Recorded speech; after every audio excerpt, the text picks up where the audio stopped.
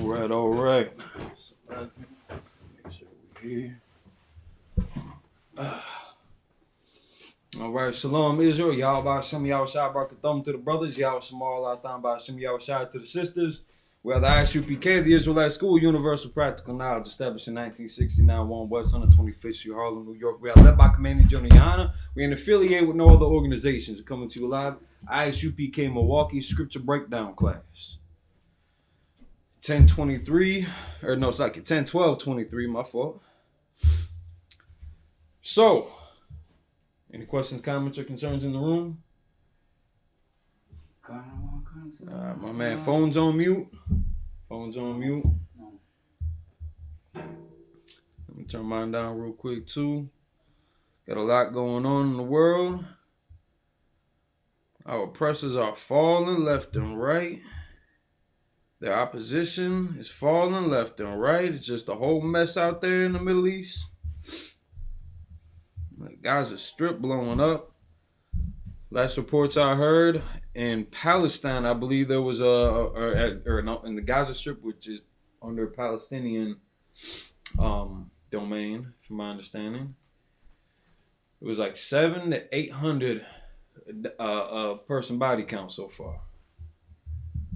Actually, let's look up what the current toll is. We're talking about wars, rumors of wars. Talking about come out of her, my people, man. That weirdo Amir Stoudemire. I don't know what the hell his problem is. Why he thinks that he needs to get involved in those affairs when we got issues right here at home that we need to contend with. We got problems in our neighborhoods that we need to build on in our nation. I don't know what the hell that boy think he's doing, man. Shedding a tear for them bastards, man. No. Nope.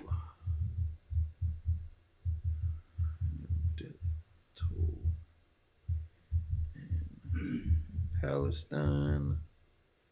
Let's see how that number's looking right now. Go ahead. I'll think about, this brother, what's his name? Amari Stoudemire? Yeah, Amir Stoudemire or something like that. Yeah. Yeah, that's what I was just talking about. I was thinking about, he's one of our brothers, right? Yeah. Equals to so many, our brothers, that they doesn't know, our identity, they doesn't know, who exactly they are. Right. Right. So it's just like I was reading, the other day, in the Bible about I think it's the book of Isaiah, and it say, the ox knoweth his master's owner, and the ass. And the ass, yeah. Know his crib. Yeah. But my people, yeah, doesn't understand. And we do not consider. We should not consider, So that is exactly what is going on with him. Absolutely. As it is going on, with so many of us over here in America. Absolutely. And that includes, our Hispanic brothers, our North American Indians also, So don't know who we are, but the Bible is telling us, and we are thinking about, those Edomites, and the Palestinians, with our two different nations. Yeah. They are occupying, what is supposed to be, is not supposed to be, is our land. All right? And they are fighting for something that does not even belong to them. Yeah. And at the end of the day, yeah, guess what? They both are going to get out of there, and we are going to get in there. Yeah. Yeah, neither of them own that land. That wasn't given to either party. Kind of one concept. One when we had lost control of it, another group of people had stepped in, and then a couple heads got cracked. Again, all right. So the actions that took place in the Holocaust, ain't nobody saying that was the right thing to do. Hitler's a wicked bastard for what he had done. Nobody should be treated like that. Nobody should be doing things like that. But that's how they resolve their conflicts. And they'll make all these agreements with all these different nations, won't keep one of them. Persecute us, oppress us as a people, and then something happens to them, and now they want to cry about it, and they expect everybody else to wave flags for them, to to keep them in their prayers. Ukraine was never praying for the north side of Milwaukee. With all the unreliables that we got going on in our neighborhood, Ukraine is not praying for the south side of Milwaukee. It's not praying for the west side of Chicago. Ukraine is not praying for clean water for Flint, Michigan. Neither is Palestine. Neither is Israel, are they? Yeah. They ain't doing nothing, are they? Yeah. Not even a little bit. What the hell am I gonna go pray for them for? For what? For what? Nothing. For nothing. You gotta be crazy. And Amir Stoudemire is sitting there pouring his heart out. Right. Just gushing. Because he's got all this love for these people that don't even care about him. They ain't can do nothing for that, man. Yeah. Go ahead. It's just like, our South American brothers, from the tribe of Asher, the Venezuelans, are flying over here, to get something to do, to better out their life. But when they... I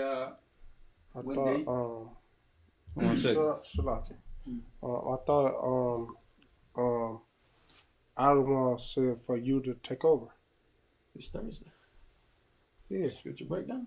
Yeah. Normally the highest ranking man will go up. You were the highest ranking rank. Okay. Yeah. So you should have been here before me. No, you was there. I came in at 8. You're making it sound bad now. I came in at 5:58. Where were you? I was driving. I got here like 5:55. Oh, yeah. Okay. Yeah. I appreciate it though. But he said this.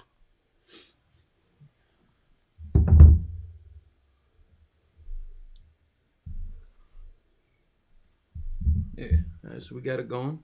Yeah, we live. Oh. Yeah. Oh. Yeah, my fault. Oh. Yeah, we live. This good brother, priest and officer, Rapai Yal, just making sure we on our toes. Clap it up for Rapai Yal. Appreciate you. Yeah, like I said, I couldn't continue saying go ahead. When the Ukrainian, which are actually Edomites, Yeah. And they are, I was reading this morning, the book of the 13th tribe, how they make themselves Jewish, all right, pretending to be something like they are not, but they only adapt. Yeah. They only accept Judaism, but they are only who persons who make themselves on the belief of Judaism. Mm-hmm. But at the end of the day, they are not from the streamline, from the stream blood of the real Hebrew Israelites, the real Jews, which we are. Right. The so-called Black, Hispanic, and North American Damn Indian. right. So remember when the Ukrainians, they erupt fighting against Russia. Mm-hmm. Many of them, thousands, they flew to the United States. Yeah. And they very easily, gave them, residence over here. Yeah. Okay. They got asylum. Not belong to this land either. They got asylum in a heartbeat. They got asylum. And look at this. What I was reading today, the United States is deporting the Venezuelan brothers, taking it back home when in reality, this is our land, their land. And with all these reports of Mexico siding with Russia and China and I can never remember which Arab country is going with who, but like Saudi Arabia is supposed to be going like with under the protection like the UN and the USA, and Iran's supposed to be going with Russia and them. So if Mexico is really jumping on that bandwagon, chances are they're going to get South America to go with them too, since they are neighbors like that. So it would make sense for America to try to kick out their enemies and try to fly in, allies. Yeah. I can understand that being their thinking. And, being the devil that the Bible speaks of and having control right now, Esau being in, the wicked bearing rule right now, that, again, that would make sense that would be a logical move for them to do. I completely understand it. just don't accept us to be complacent about it. Don't expect us to be like, oh well, yeah, power on, fuck, it's like flying the flag for Ukraine and for the United Arab Emirates. I think that's Saudi Arabia. Maybe they're two different countries. I always get them mixed up. They can't tell me apart from a damn Cuban anyway. So what the hell do I care if I mix one of them up? I don't give a shit. But not that they're concerned about that. So I mean, that definitely makes sense, and we're just gonna keep on calling them out and calling them out and calling them out for the hypocrisy. What's it say on the Statue of Liberty? Bring us your poor, your sick, your hungry, your elderly, all that. When we actually try to hold them to their word, what did they do? They exploited us. Took advantage of us, exploited us. It took advantage of the fact that we didn't have any legal precedents to be here in some cases. So they could abuse us. They could unalive us, human traffic us, sell all the drugs they wanted to us, take advantage of our women and our children, ostracize our men, lock them up left and right, deport them left and right, keep the babies here to be their little playthings, their little toys, you sick bastards. Yeah. That's right. And then every election year, it's talking about we love our Hispanic brothers. Oh, yeah. We're gonna go out. It's Taco Tuesday, and to try to garner our respect and loyalty and allegiance to them. Nah, man, let this world burn, bro. Let this burn down. We ain't gonna cry over them. We are gonna fix the issues that plague our people and our people only. So now, in the meantime, because we're on the cusp of World War III, yes, we want to get our people off of drugs. Get them with a sober mind so they know how to maneuver during these times. Get them to reprioritize their world. So instead of focusing on that next fix, we're going to get the next roll of toilet paper when it goes bad again. Like that whole with the pandemic, when that whole COVID thing kicked off. I mean, toilet paper was a commodity. You was fighting in Walmart for that last thing of toilet paper. For that last one ply from the gas station. You fighting. But before it gets bad, to get them conditioned for the events coming up. So they ain't going to sit there and act a damn fool when it goes bad. I mean, it's causing more of a headache than I personally. I mean, as far as all this love and consideration for these heathen nations that again ain't praying for our plight. I don't know what to tell you. I don't care. I do not care. We got our own thing to work on. We got our own people to focus on. We got our children under fire every day. They got bombs dropping on their villages, which is a horrible thing, by the way. It's a horrible thing. Those are hate crimes, acts of war that they are committing on one another. Oh, that's their problem. Palestine ain't got no beef with Sherman Avenue. Palestine ain't got no problems with Capitol. They ain't got no problems with Cesar Chavez Drive. Nothing. They got problems with what's that boulevard that the White House sits on? They got beef with that address, not ours. I don't even know any Ukrainians. I don't know not one. I don't know any so-called Jews. I don't know nobody from the Middle East. I know some brothers and sisters, and I know my people in the hood. I know them. I take the bus with them every day. I go shopping with them every day. That's who I know. I don't know about the rest of them. And they ain't gonna guilt trip us into crying for them. They ain't doing. They're not gonna donate nothing for Operation Reservation on the 4th. They don't care about nothing about the so-called Native Indians on the reservations. What am I gonna do for Ukraine? What am I gonna do for Israelis? What do I care to do for them? They took our land. They took our identity. What do I care to do nothing for them? You got the UPK confused with something. You got the UPK confused with purple cross dressers. We are not Big Frida. We are not twerking nasty Nate. We ain't them. We are not them. We are one West. I'm trying to tell you. This is the wrong place to look for sympathy. Absolute wrong destination. Pulled up to the wrong address. They ain't got they're not gonna stand with us for nothing. They're not gonna help feed our people. They got governments. Like you said, they're shipping them over here. They got government aid housing them and feeding them and clothing them and fighting for them. Go ahead. The most amazing part is that when they came over here to this continent, they first stopped over there in the northern border of Mexico. And you know what is amazing? What is amazing that the Mexican people, they support them. Right. They help them. Right. You know, as how generous Yep. we are. Compassion. But if it happened the other way around, they will not even care about us.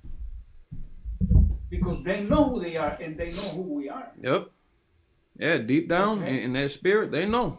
Yeah, they do know exactly, you know, because see, I was reading, you know, the book of the 13th tribe, okay, and I was looking, you know, back on time, you know, these are long, we're talking about hundreds, if not thousands of years ago, because we know, you know, the so-called Caucasian peoples, you know, they used to live on what they call today the Caucasus Mountains, all right?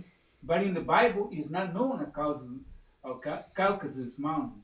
It's known as Mount Seir. Right.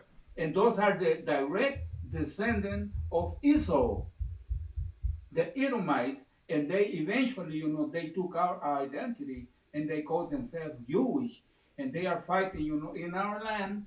But you know, see what they doing. You know, those are two different nations. They don't have nothing to do with us. Right. Okay? The That's Palestinians are Ismailites, right? Are Right. so-called Muslims. The other one they supposed, and they call themselves Judas, okay? Judaism. But they are not. Okay? But what they do, you know, they are accelerating the third world. Right. And the second coming of Jesus Christ That's right. is nearby, and then here we go. We are going to take possession of our land. That is correct. And then what the hell is Judaism anyway? So they're trying to piggyback off of the tribe where the king's succession had come through. I think that's their only claim to it. Is because that was King David, King Solomon, and Yahushua comes from that stock. So they claiming Judah. Ain't none of them ever claiming Zebulun. They don't even know what the 12 tribes are. Where are they? Where are they at? Where they go? Ain't nobody repping Ephraim over there. Nobody. It's always just the one. So I mean that's where they get Judaism from. Where's Judaism in the Bible? That don't exist. So I mean like dog. So like all right, so from the reports that I'm seeing right now. Damn, where'd it go? So, where is this? According to WSJ.com, this is just some of the, you know, bouncing back and forth between some of the websites. You got USA Today making a report, Al Jazeera, BBC is giving some numbers, CBS News, and so far it's looking at the current count on the Israeli side is roughly around 1,300. Hey, the count is about 1,300 for the Israeli side, and the Palestinian side is about 1,400. About 1,400 on the Palestinian side have been unalived. About 1,200 on 1 hour ago. They're saying Palestinian, and this is coming from The Guardian. They have a report out right now. Posted 1 hour ago. Israel Hamas war live. Palestinian death toll rises to more than 1,500. So that's that report from them.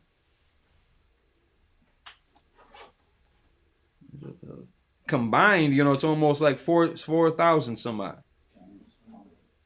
Yeah, like over 3,600 combined so far. At least from some reports from yesterday. Is that fresh coffee from upstairs? Could somebody possibly Baba Kushai? Cream and sugar, please. What? Want sour cream on No, thank you.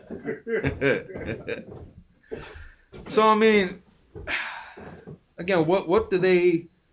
This Amir Stoudemire cat, what is he hoping to accomplish? To try to, drag our people's sympathy over to that side just because he adopted Judaism?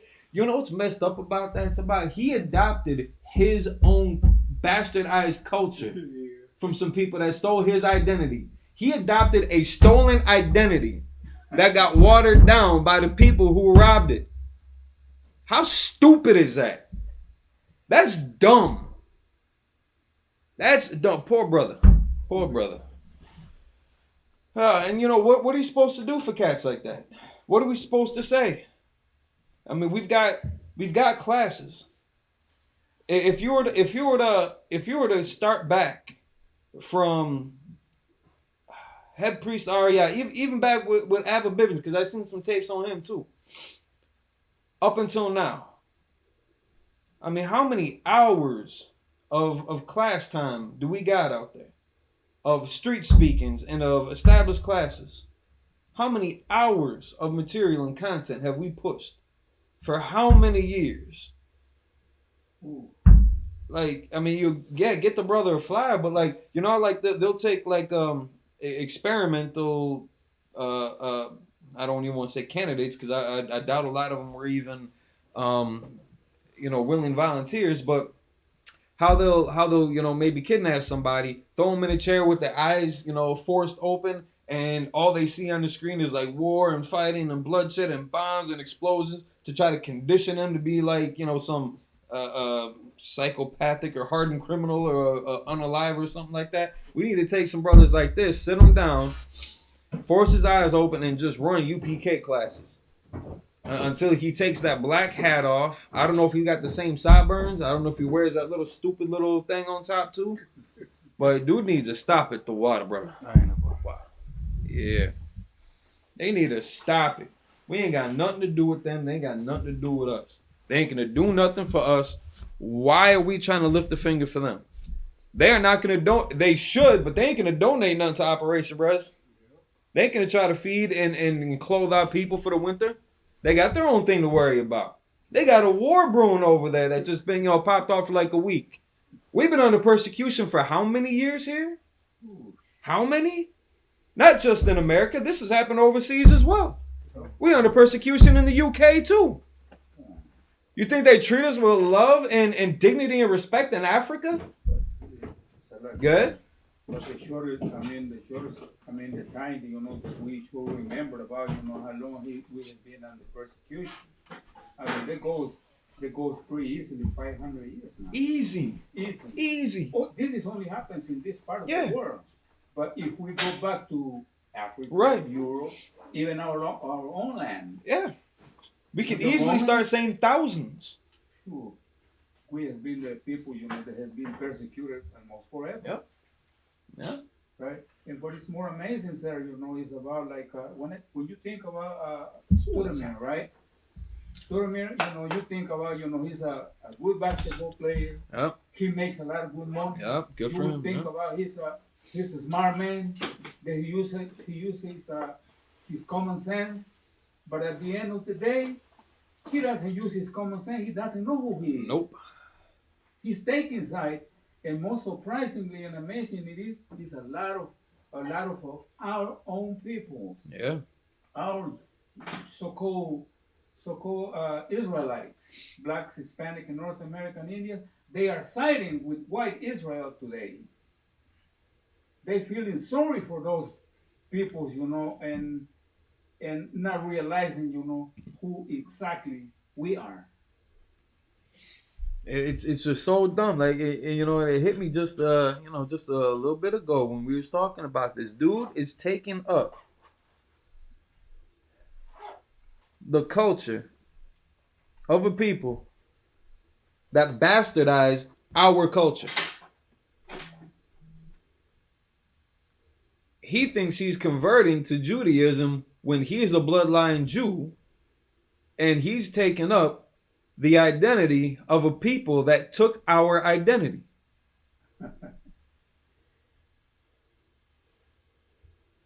I mean, I don't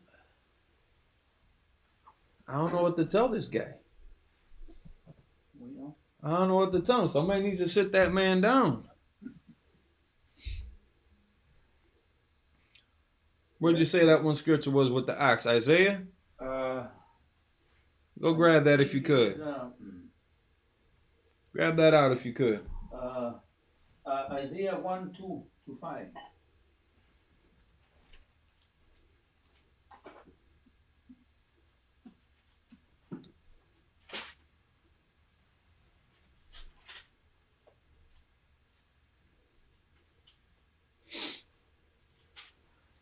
You said Isaiah 1? Yeah, Isaiah, yeah. Isaiah. Yeah, 1, 2. Okay, Isaiah 1 and 3. No, 3. Yep. Yeah, go on. You want to read it? Please. Okay. The book of Isaiah, chapter 1, verse 3. The ox knows his owner, and the ass his master's crib. But Israel does not know. He does not know that he's a Jew. But he's gonna convert to Judaism. The people that claim that they are Jews. Right. He's gonna convert to the identity of the same people that took our identity. Because he was at the door, or they moving something? I don't know. It's probably there. Check.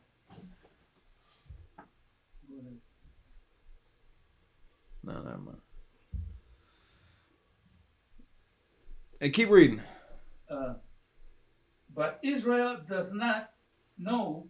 My people do not consider. Don't consider, man. Oh, Kananya's at the door. That was a crazy knock. If that was him, yeah. All right, yeah, Baba Kashat. Read read 2. 2. 1 and 2. Yeah, read Okay, Isaiah 1 verse 2. Chapter 1 verse 2. Hear, O heavens, and give ear, O earth. Man, y'all better listen. Y'all better listen when the priests and prophets are talking about this. When Commander General Yohana is covering these stories. Black Watch, America on Fire. You know, go check out the grill for some years ago. Go check out the grill too. He gave you the heads up. He put you on game years ago. You could have caught this stroke, this way. So, all right, keep going. Okay. And hear, O earth, for the Lord has spoken. This has been out there in the wind, man. Keep going. I have nourished and brought up children, and they have rebelled against me. Despite everything that we've gone through, if we just take like the current world that we know of in America, in the Western Hemisphere today, North, Central, and South America, despite everything that we've gone through with this, under these devils, we have achieved some amazing things, despite the oppression, all the inventions that we came out with. All of our innovations, all of, dare I say, like even the trends that we've come out with, we have excelled quite nicely. We've done a lot. We've accomplished a lot out here, and we still get looked at in such a dirty manner. They still treat us like garbage, despite us building their entire infrastructure, their entire kingdom. But despite all that, we've done some pretty remarkable things in captivity.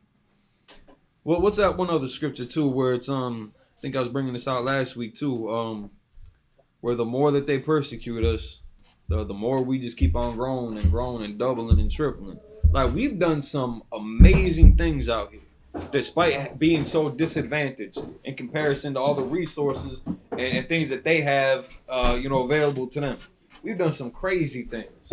And we've influenced the world over with our music, our food, everything. So, I mean, the Lord hasn't completely abandoned us. He was still with us. What up, tiny person? Hey, shalom. Shalom. Hey, shalom, cat. Come. We've thrived in a dead environment. We've thrived with people on our backs 24/7. We thrive in an environment that's not conducive for us to survive and thrive in. And we've I just need to plug this back in, and yet at every turn we do something amazing. And we do something that, again, the whole world ends up trending and riding our coattails with. And then making more money off it themselves. Despite everything, you know, the Most High has nourished us as a people.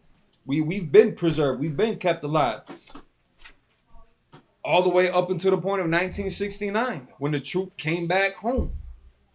And now this thing ain't never going to leave. Now it's too late. Too many of us know. Too many of us all over the earth. Too many of us know they can't kill this now, and especially with the technology that we got, all the recordings, all the records that we've got now, not just on pen and paper and in your precept books and notes, but things that we can show our kids that we ain't gotta just. It ain't gotta be just an oral history anymore. That's right. It's still gonna be important to sit them down and tell them about camp, about the struggles that we've gone through, about Operation Reservation, about what they're doing in Texas, about the Houston cookout. It's still going to be important for us to tell them about that and teach them step by step, walk them down. But now we'll have videos to show the Houston cookout. We'll have videos that we can show them from last year's Operation Res.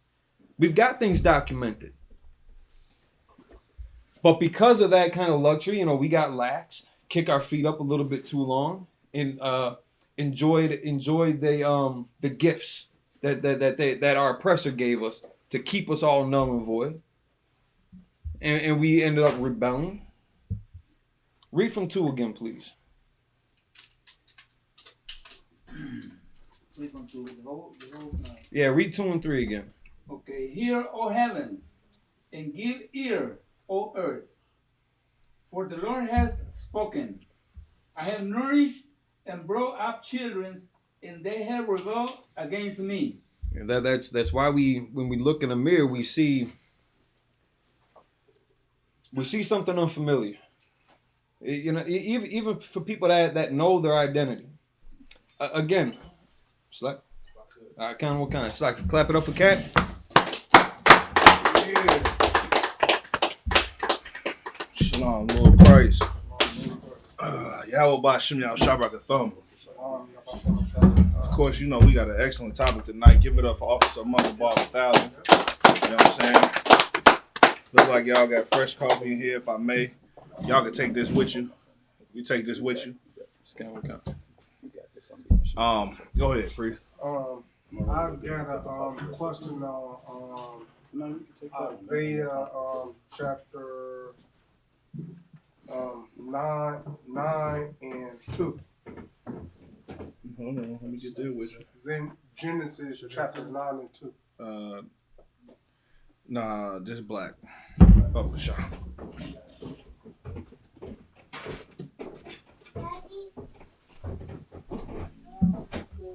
Go.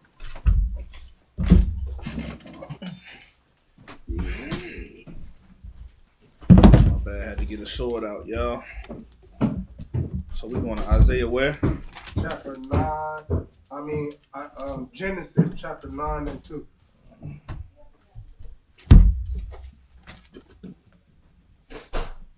Might as well start from verse 1. What's your question here? When they said, can I read it? Yes, but I just want to know what your question. You have a specific question here? Yeah. Or you just want a general breakdown? Or? I want to can you explain to me what it is talking about, because it said Genesis chapter 9 and verse 12. 2. Go ahead. And the fear of you and the dread of you shall be upon every beast of the earth. Um, what is the dread and fear of you? Well, let's read again from verse 1. Let's just read it from the top. Come on, come on. You're so close to 1 that you're at 2. So let's read it.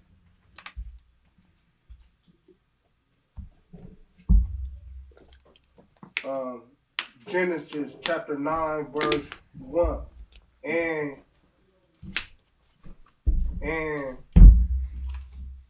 God blessed Noah and his sons, and he and said unto them, Unto who? to them, Unto them. So this is the Lord blessing Noah and his sons. And now he's about to say something to them and give them something that's in word. Let's go. be fruitful. Be what? Be fruitful. Yeah. And multiply. Uh-huh. And replenish the earth. Okay. Was this after the flood already? Yeah. All right. So now they're on dry land. Let me see. Boop, boop, boop.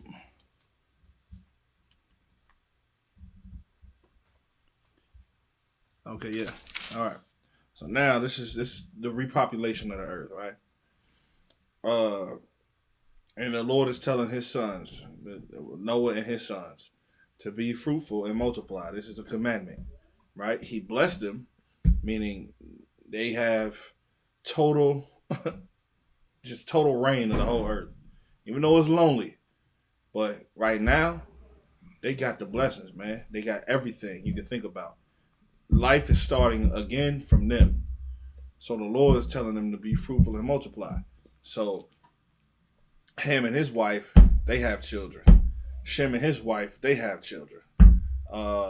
Japheth and his wife, they have children. Well, the cousins marry each other. That's what the Lord is telling them. Y'all do what y'all got to do to populate this earth, to repopulate the earth, right?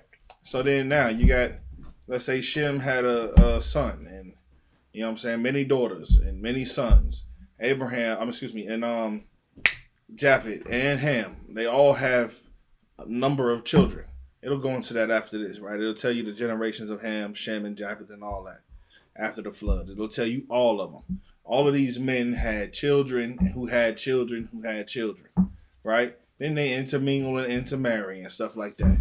You understand? Like, so that's how they were able to begat sons. It wasn't incest, right? So Noah's the grandfather. Shem has daughters. He probably, make a deal with Ham or make a deal with Japheth. Hey, look, man, I got a daughter. You know what I'm saying? Your son needs a wife. The Lord gave us a order to replenish and repopulate this earth. So let's come to an agreement. Blah, blah, blah, blah. Then they do that thing right there. Those kids probably in turn, if it's a girl, probably got to come to one of Shem's sons. Boom. And then here you go now. Everything is multiplying. Ham, his daughters, and all of that. And they all start multiplying on the earth. All right. Go ahead, read. Verse 2.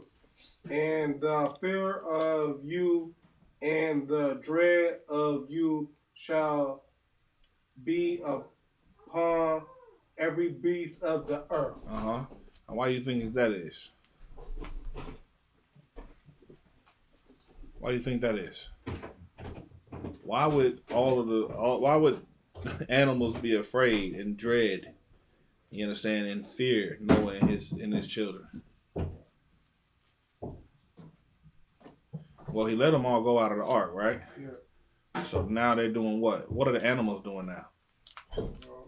Being fruitful and multiply. So they're populating as well, right? Yeah. So then, what are the fish doing? I'm just playing. I said that that was an inside joke for good night. Hey, what's up? Have a seat. So that was an inside joke for Canunya, but at this point, man, everything is multiplying and being fruitful. But how can men continue to multiply and be fruitful without food? So Go ahead. Go ahead. Shalaki, they was hunting them down. Yes, they needed to eat. Yeah. So, I mean, and they understood. They didn't never forget that men to have dominion over the earth because they weren't allowed to. That's why they fear and dread the sons of Noah and Noah. Okay. Well, And upon every fowl of the air. And upon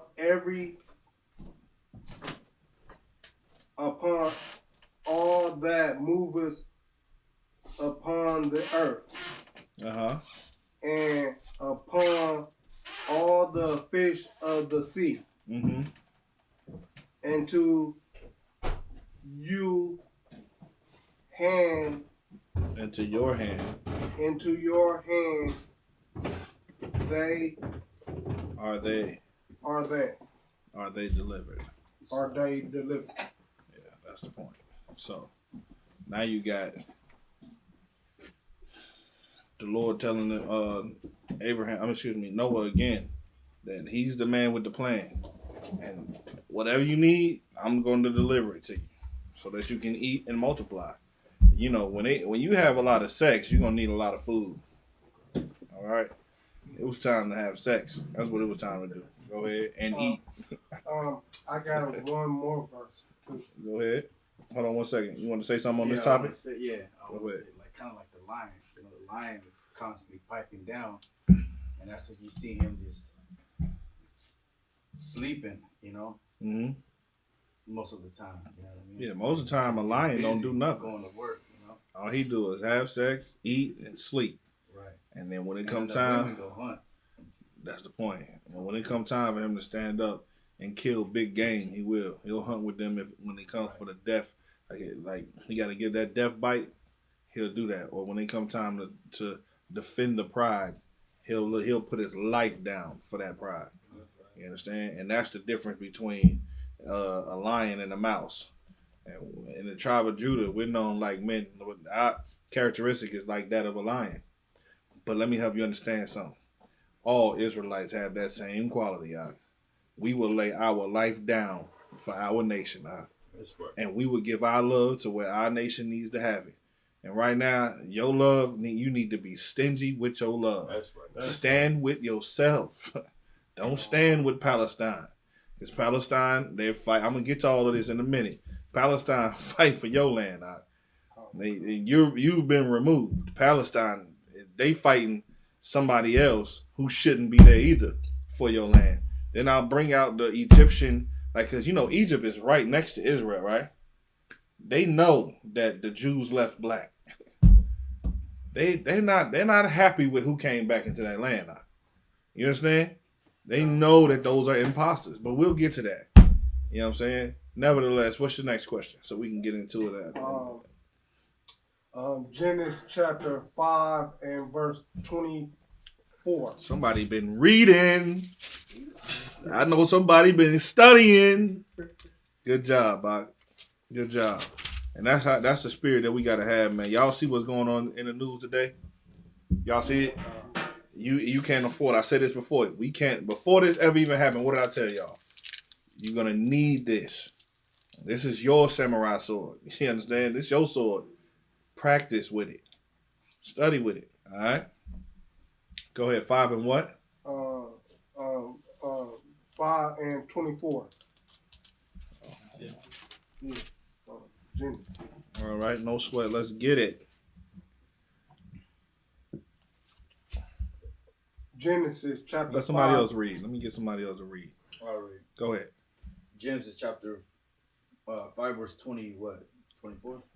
Yes, 24. Verse 24. And the days of Enoch were 360. No. 24. You had 23. Oh, Salaki. And Enoch walked with God. Should I say with power? Walked with the power, or you can say walk with God. That's cool. And he was not, for God took him. Okay. That's your question. What's your question? Yeah. So if God took Enoch, um, who's to say, um, how did Enoch come back? Okay, 1 second. Read verse 22. And Enoch walked with the power after he begot Methuselah. 300 years, and begot sons and daughters. Keep reading. Yep. And all the days of Enoch were 365 years. And Enoch walked with God, and he was not, for God took him. Okay. What's your question? I want to know if Enoch, if God took Enoch, who's to say, how do we know, he, came again? How, What Enoch? Only this? Okay. What Enoch are we talking about? Enoch, There's different Enochs. There's different Enochs, priest. Just like there's different Joshuas. You understand? There's different Jesuses in the Bible. It's just a common name. Okay. That just because you read Cain had a son named Enoch doesn't mean that it's the son. No, okay. It was Shem. Okay. 1 second. 1 second. If you go to verse 17 in chapter 4, it says, and Cain knew his wife, and she conceived and bare Enoch. Cain had a son named Enoch before this Enoch was here. You understand? So now when you get to Adam, Adam also had a great grandson named Enoch. But the Lord took him when he was 300 years. Hold on. When he was 365 years, the Lord took him. Go ahead. It wasn't Cain. It wasn't Cain's son because Cain had Evil's son. Yes. Yeah. So it was Shem. It was Adam's son. It was Adam's son. Cain had his own bloodline separate from his father Adam. He came from Shem then, right? No, Shem came from Adam. Adam is the father of Abraham. Adam is the father of Abel and Cain. Okay. Cain killed his brother Abel and got banished, and his melanin was taken away from him. He went to another land called Nod, found him a wife, found him wives. You understand? And had sex with them, and then had kids. The Bible in chapter 4 of Genesis lets you know his whole entire generations, right? Okay. Those were the seed of Cain. All white people. And then it goes into 5 and it tell you Adam's generations. Adam had a son named Seth. And then Seth had more kids. It tells you. You understand? And Seth walked in Adam's image. You understand? Okay. You understand? Yeah. So, 1 second. Yeah, somebody help the trooper out, man. Get him right. I like my backpack, sir. All right, no sweat. Oh, no, that's it. Oh, I forgot to move, sir. I was looking for that backpack. Ain't no thing. We always got a Sunday. There's always a Sunday to help us remember when we train and when we drill. So my backpack ain't here. I left it. Yeah, it's right there. Oh, okay. That's what you needed. What you need is in there. I need my boots. No, I was looking for that at home. I got my boots on. So. Okay, no sweat, no sweat. I'll wink to this one. Thank you, sir. All right. So now you're looking at all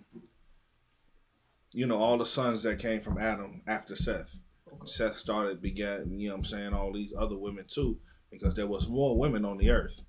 And in Christianity, they tell you that, well, Seth must have had sex with his sister because they don't believe that, they believe that Adam and Eve were the first and only people on the planet before Cain left and Abel died.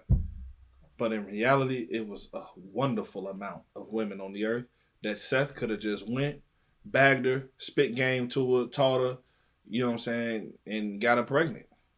That's exactly what happened. Because how do I know? How can I say that? I can say that because Cain was also a type of dude to leave and go and find him a wife in another land. So the same way that he did it, why Seth can do it? You understand? So that was Cain had an Enoch, the first Enoch that you ever hear, and then on down in Adam's generations you hear of another Enoch, and then there's other Enochs in this Bible. You understand? Yeah, but Shalaki. Go ahead. But if God took him, he took him. And how would we know he came back? What do you mean? I don't understand your question. When does it say he came back after the Lord took him? Does it say Enoch came back? No. Oh, okay. So I ain't read it. So Enoch is in heaven then. Enoch is back on the earth.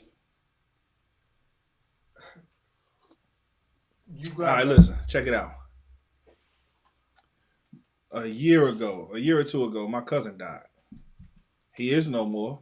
He lived until he was 35 or 34. And 33. And then he was no more because the Lord took him. But he did not walk with the Lord.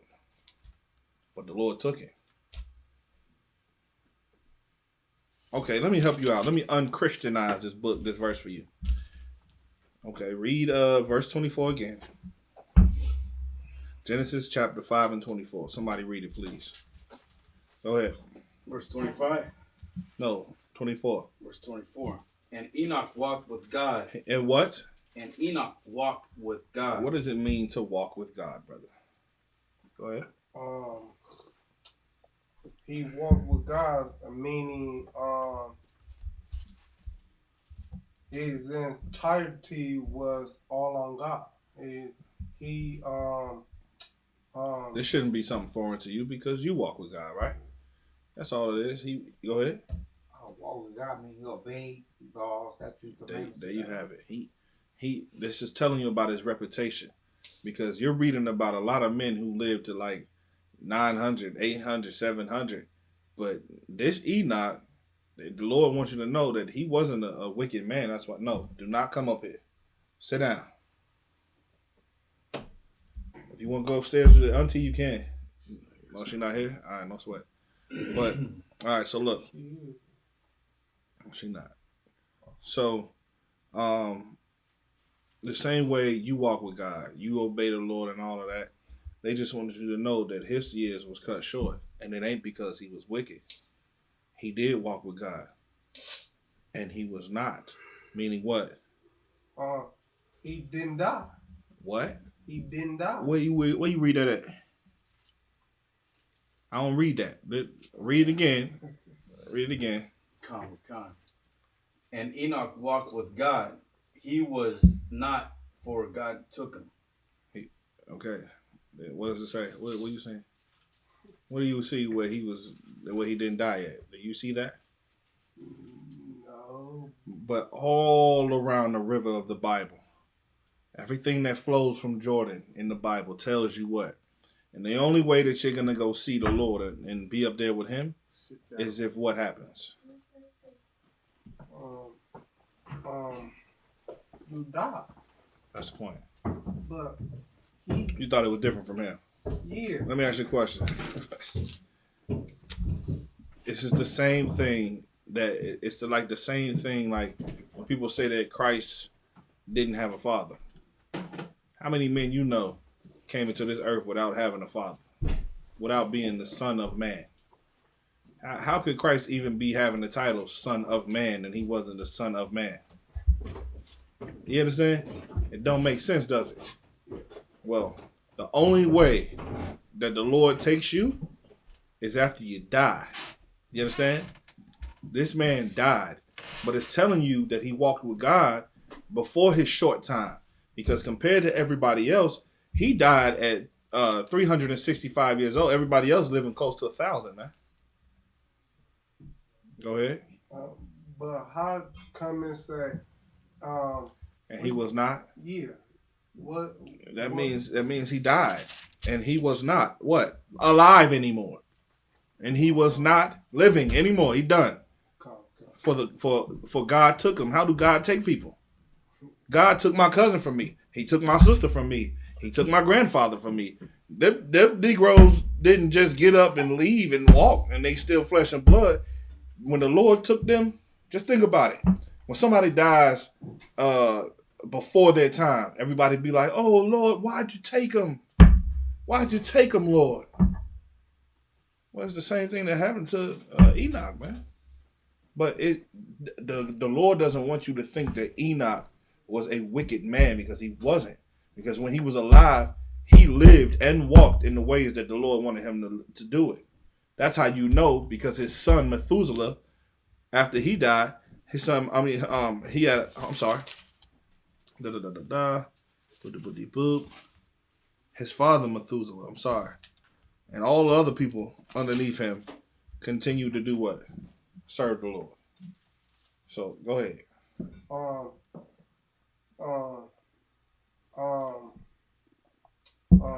So he came. He regenerated then. Yes. Every seed regenerates, brother, unless the Lord cuts you off. Every seed does. I am the seed of a man who is the seed of a man that died, and I know the man who died, because that's my that's my grandfather. My grandfather's done, over with. The Lord took him, but he's regenerating through what? Through his seed. Go ahead. I got a question.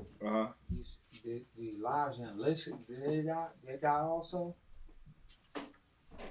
I'm sorry. Every man who went, every man that went with the Lord dead. Okay. Every last one. Go ahead.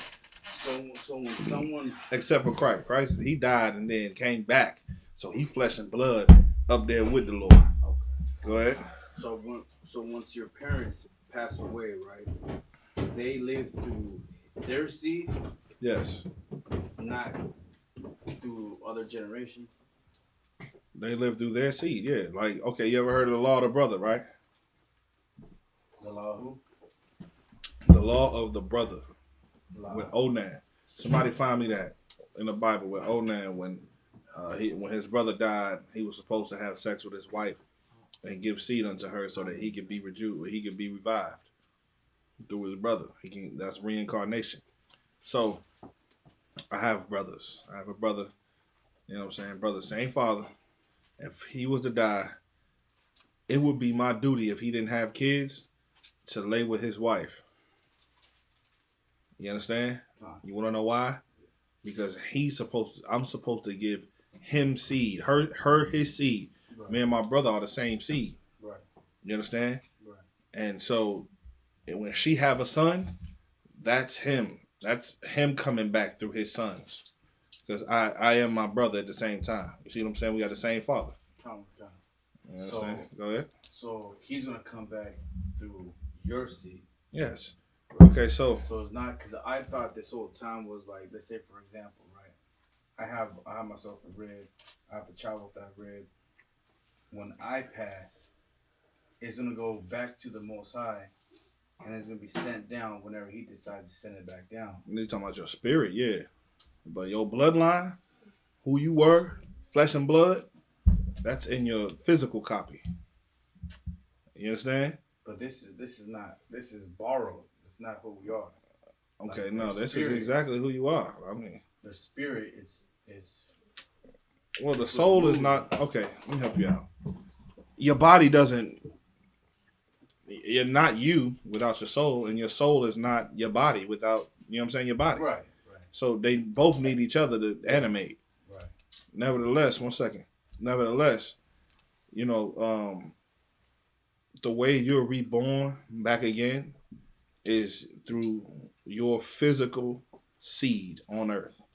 your spirit gonna go up to the Lord. One second, I'll get you. I'll just take you to Psalms 104 and show you how it works. But when you die, your body deteriorates. Done. But if you had sons, then that body, the copy of that body, you understand? That seed still goes. That bloodline still goes. Just because your body died and your blood and your bones are dust now, it's still alive because your son is your copy. Huh? You understand? He's your copy. So just because your body gone, your spirit gone to the Lord, it's there until your son has another son. And then your son has another, his son has another son. And then the Lord just might be like, all right, no sweat. I'm going to throw Ayar's spirit back out through the son of his son of his son. And then boom. Now that spirit that you died with that made your son is now back through your great grandson. There you go. But you're coming back to the same seed, same bloodline, same tribe. Go ahead. No. Same sex. Cancer. You'll never be a woman, brother. I mean, damn, get a Lord a hand. I don't want to die, come back and be a woman. I'm not saying nothing against women. I love them, but I don't want to come and be no woman. So after what I just seen this woman do, brother, I don't want to be one of those. Go ahead. So let's say I never have a child. Neither does my brother have a child. Then I pass. Well, it's just all up to the Lord, man. So that's it. I mean, have sons, okay? No, but I'm just saying, what if we don't? You just didn't. Salaka. Okay, so what does that mean? I mean, you're done. Salaka. So what unless the Lord I know I'm done, but what about my spirit? Your spirit is always going to be in rotation. How the Lord decides to send it back out, it's up to the Lord. But how his program is raised up, you understand? You'll be a man that have some sons. Don't worry about that. You just get your wife. Sisters, if you hear my voice, Officer of 50 Ayar Bun Yashikar is right now pleading with the Lord for his son. So if you hear my voice and you're a single woman and you want to just mix a tribe up together, you understand? You want your son to be from the tribe of Yashikar, you understand? And you might be from the tribe of Levi, and you want your son to be from the tribe of Yashikar. I have a brother for you. His name is Priest Officer Ayar Bun Yashikar. One of the most hardcore men I've ever had the pleasure of meeting in his work. Please come give him some. So he doesn't have to question the Lord on if he gonna have to come back in his lifetime. The Lord loves you, Ayar. You'll be back, Ayar. The Lord will bless you. Don't worry about none of that. You just stay forward with the work. Don't even captivate yourself on that right now.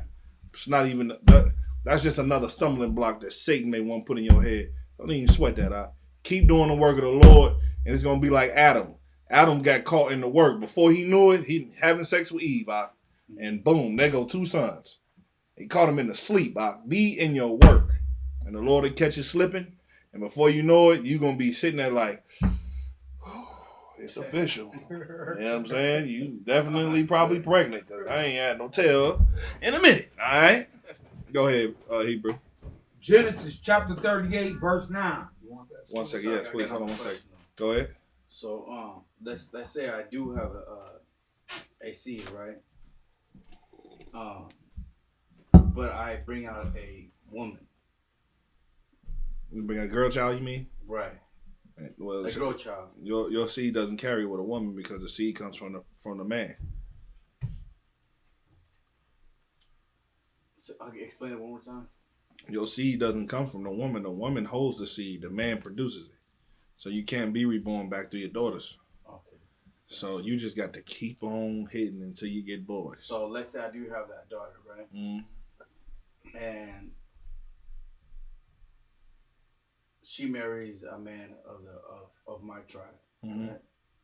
She has a child, and it's a boy. Mm-hmm. I can come back to that. I don't know. I don't think so. I don't think he can. I mean, you are a son of Yashikar. Yeah. You understand? Who's to say which one of his sons he came through? But the catch 22 is which one of his sons he came through. You see what I'm saying? You need sons. And just keep hitting. I don't give a damn you had 8 daughters. Keep hitting, bro. Keep doing it till you get that boy. Give him a hand, y'all. Give him a hand. All right. Keep hitting until you knock them, you know what I mean? It was a while, brother. I thought I wasn't going to have no sons. You understand? And I got the same counsel I'm giving you right now. Don't even worry about that. You understand? Don't even worry about that. Keep doing the work of the Lord, and the Lord will give you sons. And when I heard that counsel, I believed it. All I said, kind of one kind. And I worked even harder. Because at this point, bro, who even cares? You know what I'm saying? Who cares? I don't even think I'm going to die. You see World War III coming? I don't even think I'm going to die. I'm not carnal enough to think that the Lord won't take me if he wants to, but I plan on doing this work until no life is left in my lungs. Maybe Christ come back before that and look at me and say, I'm pleased with you, departed. So come on, get on this chariot now. If that happens, then I can guarantee you that as sure as the Lord made his promise to Abraham, that we will get our new bodies out. And you'll be reading about us. And he gave up the ghost at 945 years. So I'll have 700, 800 more years to continue trying to make boys. And trust me, I will. I'm telling you straight, I will. Somebody getting hit. Sons. Go ahead. Is there any more coffee? That priest that you just talked about, right? 900 years. Mm-hmm. Hey, good choice of words too, because his brother was a priest. Khan. Go ahead. Because right now it's hard to believe that somebody of today can live that long, right? Mm-hmm. Is our time different than it was? Were we keeping time different than we were back in the days? No. So it's the same thing? Same thing.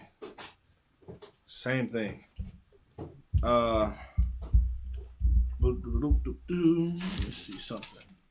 It's coming right up.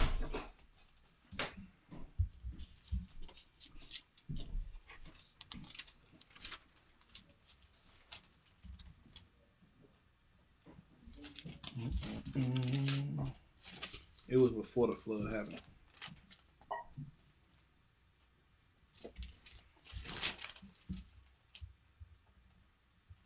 Yeah, read 6 and 1.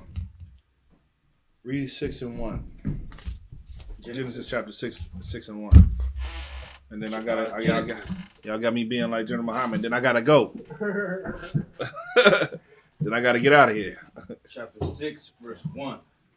And it came to pass, when men began to multiply on the face of the earth, the daughters were born unto them.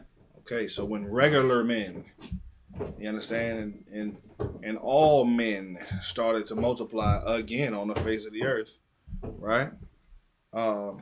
This is and it's still in the beginning, you know what I'm saying? And now, even though you read before here where men multiplied and all of that, had a whole lot of sons and daughters and stuff, now it's in Noah's days, and now it's even more increased. You know what I'm saying? Other nations are getting bigger and bigger and bigger and stronger and stronger and bigger and bigger. And so is the nation of the Adamites. Right now we're reading about the nation of the Adamites. And that's when you hear sons of God, which you're about to hear now, you're about the sons of God are Adamites.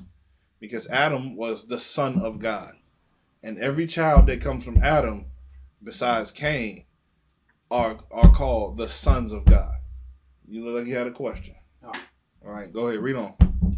I'm sorry, wait. Go ahead. No, I did have a question. I don't know.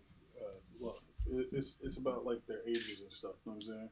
How did they live to be like 800 to 900? Well, we finna get to that right now. Okay. All right. Let's go ahead. Read. That the sons of God saw the daughters of men. That the sons of God saw the daughters of men. Mm-hmm.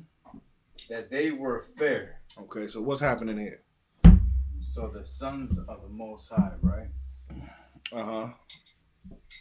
Saw the daughters of men. Right. Break that down for me. So Israelite. No, well, no Israelites here. Okay. Israel nowhere near here. Okay, yet. this is the beginning. So when it says sons of God, right? Mm-hmm. Is it sons of power or Sons of the power? Sons of the power. Sons of the power. So the sons of the Pick power. that up. 1 second, let them try. Would it be? I'm just gonna throw this out there. Is it like supernatural human beings? No. No. No. Okay. These are men just like you and I, brother. Man, okay. I damn near gave it to you before I said anything. Like chosen, just specific people that were chosen. Yes. Okay. There you have it. Give them a hand. They were known as the Adamites. Come. There was already nations on the earth right now. Stop, Yaya. There was already nations on the earth right now. Right. All right. Besides the Adamites, there were already real known nations on the earth. Go ahead, Trooper. So do the book of Ezekiel explain that? Yes, it does. It does. You understand? So what you're hearing is the sons of God are the sons of Adam. Same thing. All right? Go ahead. And they took them wives of all which they chose. 1 second. If you the guard and a brother asks for coffee, please get the brother some coffee, Bubba Shaw. All right. Otherwise, we'll have too much traffic. Go ahead now. And they took them as wives. And they did what? Wait 1 second. Them. Now, we understand who the sons of God are, right? Come. But they saw who? The daughters of men. Who is that? So daughters. 1 second. I want him to work it out. These will be the seeds of the men. No. What men? The men that. Of course, it's. They gotta be of the same kind, right? No. So these are not. Well, Israelites won't even. So these are Africans. No, Africans. Well, Africans not, but they're from the land in Africa. They're from everywhere. The land space, what we call Africa today. They're from everywhere. They're around Africa, the Middle East, Asia Minor. So all that was Africa. No, it wasn't. It wasn't. No. Okay. It wasn't. So where was this taking place at? This is taking place in the cradle of civilization. Which is Israel, brother. Which is Israel. Yes. Okay. That's right. All right. So the Bible says the mother of us all. Mm-hmm. You understand? It tells you right there. It tells you which rivers intersected in this land when the Lord gave us dominion over the earth. Okay, for time's sake, let me help you out. Anybody want to try to help him out? 1 second. His hand I saw first. I saw your hand first. Salaki, sir. I was going. Speak up too, please. Oh, okay. Salaki, sir. Would it be anybody other than the Adamites? Yes. So the sons of God are the Adamites. They saw the daughters of men. Men are just other men that are not Adamites. They saw the other nations' daughters, that they looked good. You understand? Same thing today. You got Israelites who are the sons of God, which is the same thing. Sons of God translates to Yasher Allah, Prince of the Power, Son of the Power. That's when you see sons of God, it's literally a translation to say Israelite. But the nation of Israel wasn't here at this time. So Adamites were considered Yasha Allahs or sons of God. Because if you say sons of God in Hebrew, it's still going to be Yasha Allah. You understand? So Adamites, we're talking about in the very beginning in the garden, right? So Yes. Adam and then Eve. Right? Yes. So descendants of that man right there. Yes, descendants of Adam. Not Cain, though. He was off to the side now. All right? Cain, this is before the flood. Right? So you got all Cain, all his kids, all of them Plus, then you got the Assyrians, the people that the Assyrians came from. You got people everywhere, brother. The Sumerians and all that old extra stuff. And it's different nations. We don't claim to be the oldest nation. We just claim to be the one that the Lord, you know what I'm saying, gave he gave us. He chose us out of all of them. And it's evident because he worked with us and nobody else. Right. So, in a nutshell, you're looking at the sons of God seeing regular women that they look good and did what? Choose them as wives. They what? That is what it's not. That's not what I see. Took them wives of all which they chose. Of all what which they chose. All which. Right, but I'm saying I see it says of all which they chose. Of all which what did they chose? Of all other nations that they chose, brother. Okay. They decided to just take wives of all whichever nation, wherever the hell the woman came from, no matter, you know what I'm saying, what race she came from. She looked good, they want them. And so they just started doing that. You understand? This is interracial marriage, Interracial marriage. That's how you know that we had the Lord's commandment in the way that he wanted us to go. Because Adam taught his sons all of this. From Methuselah to Lamech to Enoch to all of them men, man. To Jared, all of them, brother. Go ahead.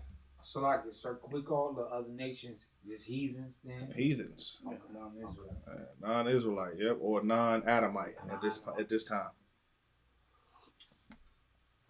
So, okay, what it's saying here is that interracial marriages is happening. But before interracial marriages happened, men were living long lives. You want to say something? Okay. Go ahead. The children of Cain doesn't apply as Adamites. No. It was the seed of Cain. Cain was cut off from the garden and banished from the bloodline. No more Cain. And then before the flood came, they was all thriving and having fun. And then when the flood came, shalom, no more Canaanites. Go ahead. At the present time that we live in today, do you really think the children of Cain, they are still flying around? What do you mean still flying around? Mingling among. Well, Cain was cut off by the flood. Cain was cut off, and all Adamites was cut off. Everybody was cut off in the earth, except for Noah and his 3 sons and their wives. Ain't no more Canaanites. Only Adamite that survived was Noah and his 3 sons and their wives. No more other nations. It was all done. You understand? Now, the seed of Cain today will be the equivalency of the seed of Esau. You understand? Before the flood, before the flood, the Lord chose a nation of people. He chose Adam to put his stamp on. He stamped Adam and everything that came from Adam, gave him the culture. Adam taught all his kids. Adamites were the equivalency of your Israelites. They were the chosen race amongst every other race. Then all of that changed. The Lord said, man, kill them all. I'm just going to, deal with Noah.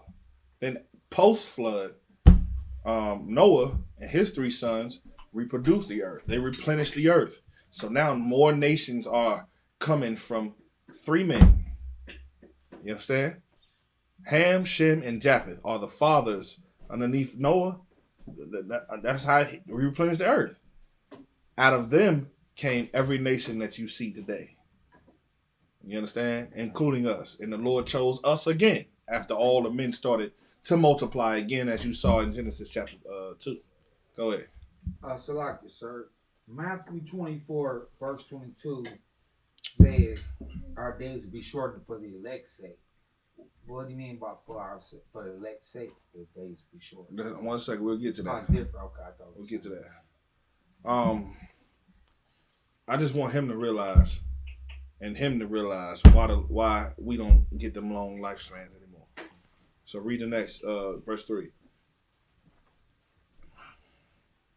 And the Lord said, my spirit shall not always strive with men. What does that mean?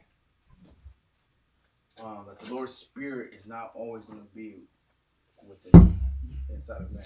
Why? Why do you think that's what it said? Because not all men are the sons of the power. No, you don't know what you're reading right now. What does the word strive mean? Go ahead. To expand, to... No. What does the word strive mean?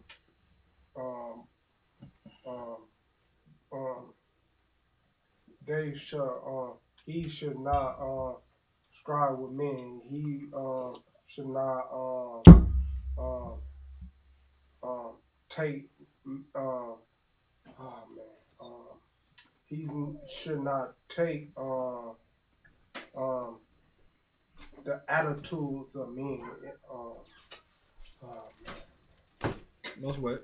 Let's see if another brother answers it for you. Let's try to troop it before I come to office 1,000 and I don't know the answer. So I discern meaning that he won't allow him to live that long. He No. won't strive to not. Okay. Hold on 1 second. Go ahead. Means to work towards or No, we're doing a lot of guessing in this mother. strive. Strive. Oh, you want to try? Struggle. No. Say it again. Struggle.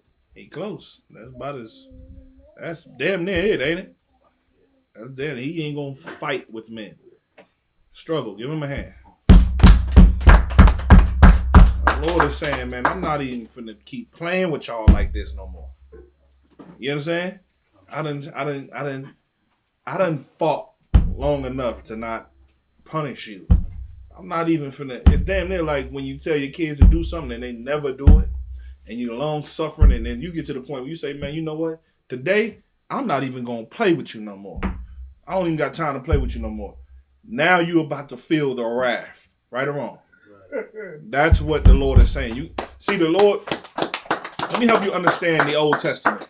Here's how you understand the Old Testament, by understanding the New Testament. Back in the Old Testament, nobody really looked at the Lord like a father, right? Here's how you understand it. Christ taught us how we should perceive the Lord as our heavenly Father. So when the Lord is telling man is that he ain't gonna strive with them no more, is the equivalency of you telling your child, hey, sit your butt down, I ain't gonna tell you again. You understand? I ain't even finna tell you again. It's the same thing. I'm not finna struggle with you. I'm not about to fight with you. I'm about to whoop your ass. You understand? That's what the Lord telling me. All right, give the Lord a hand. Yes. Read the next line. This is how you'll really know. Go ahead.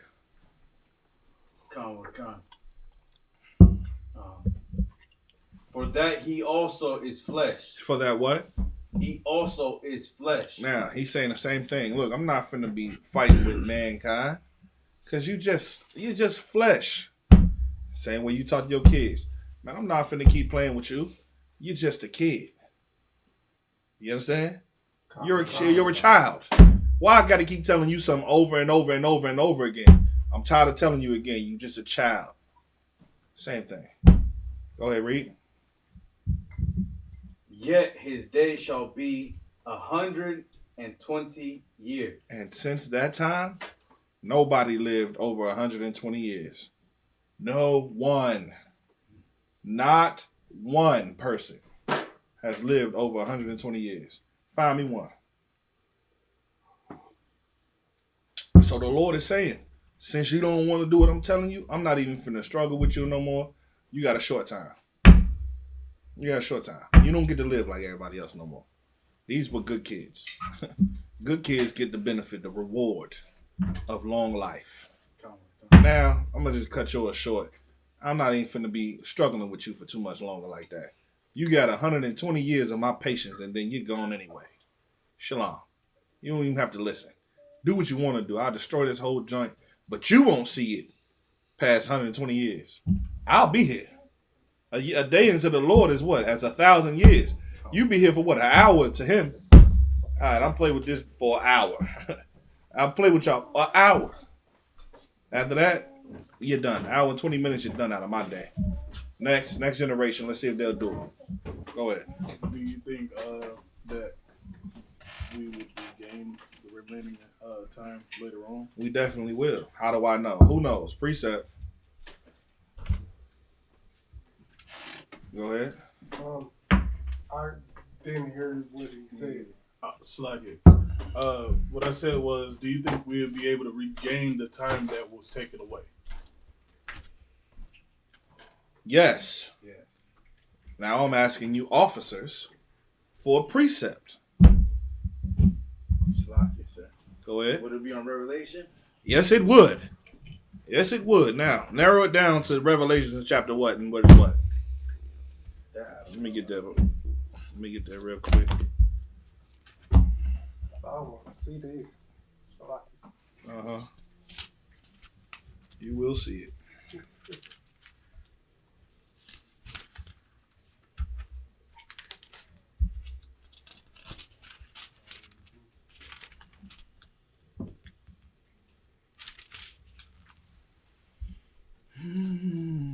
Go ahead.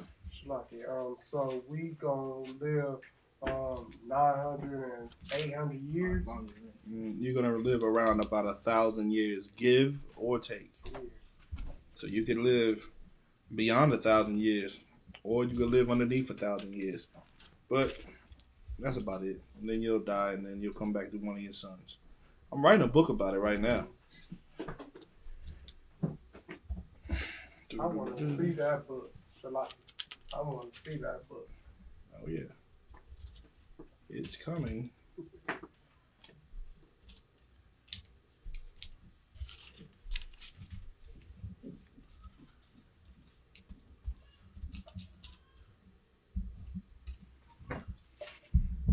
Come on, y'all. We ain't got all day. Find it.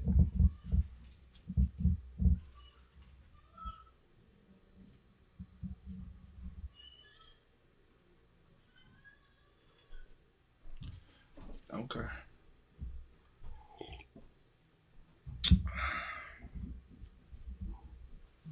Go ahead. Salaki, sir, is it Revelation 11:3? What does that say? And I will give power unto my two witnesses. No. Names out.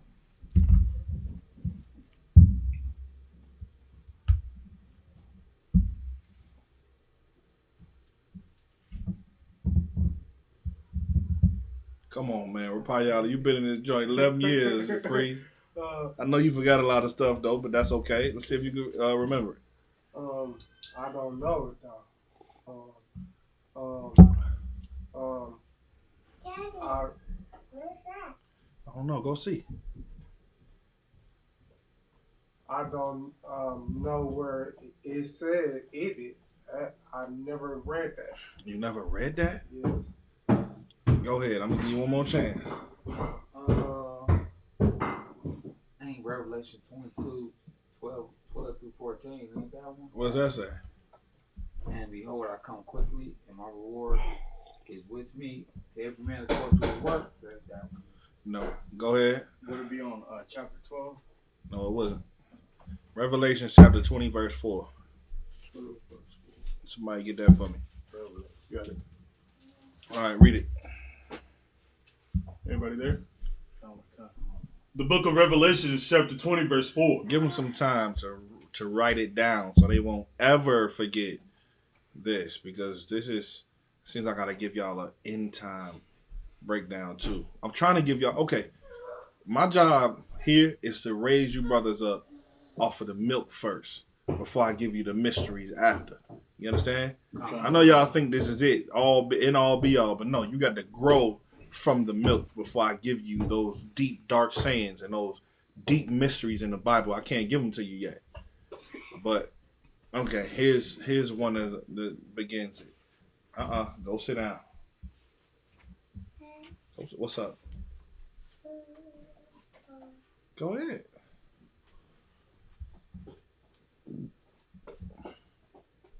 Read. The book of Revelation, chapter 20, verse 4. And I saw thrones, and they sat upon them, and judgment was given unto them. And I saw the souls of them that were beheaded for the witness of Jesus. Somebody let her out, please. Say your house shot next time, please. Now, I'm going to have you start this again. And this is very important because everything that you see happening today is the precursor to this, right?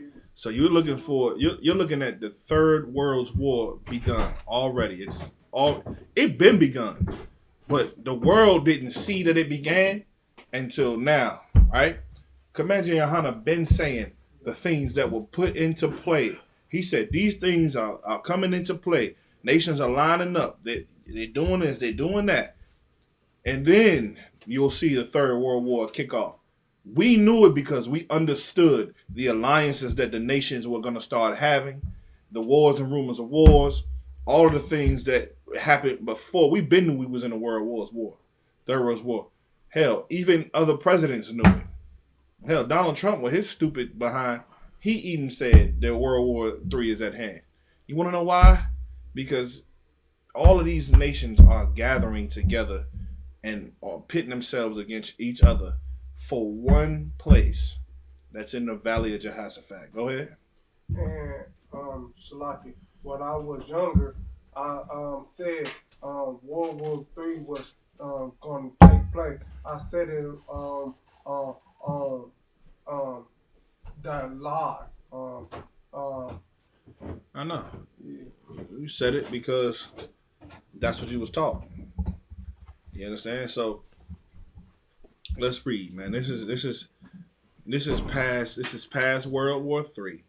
This is past the nuclear fallout. This is past the tsunami of lava. Because that's what it's gonna be. This is gonna be like a wave of fire. And people gonna be standing up and then they're just gonna be dust. You understand? It's gonna be that bad. And it's gonna be a nuclear fallout that's gonna be crazy. And then you're gonna see a lot of people getting exterminated. Well, this is after that happened, and then after Christ took us up, and then after we came out of the wilderness, after Christ was known as the king of the earth and everything, after, you understand that, and we became a nation again, and we got order, and he set up the thrones, and all of that. And so now you're about to see. Read verse 4 from Revelations 20 and 4, please. The book of Revelations, chapter 20, verse 4. And I saw thrones, and they sat upon them, and judgment was given unto them.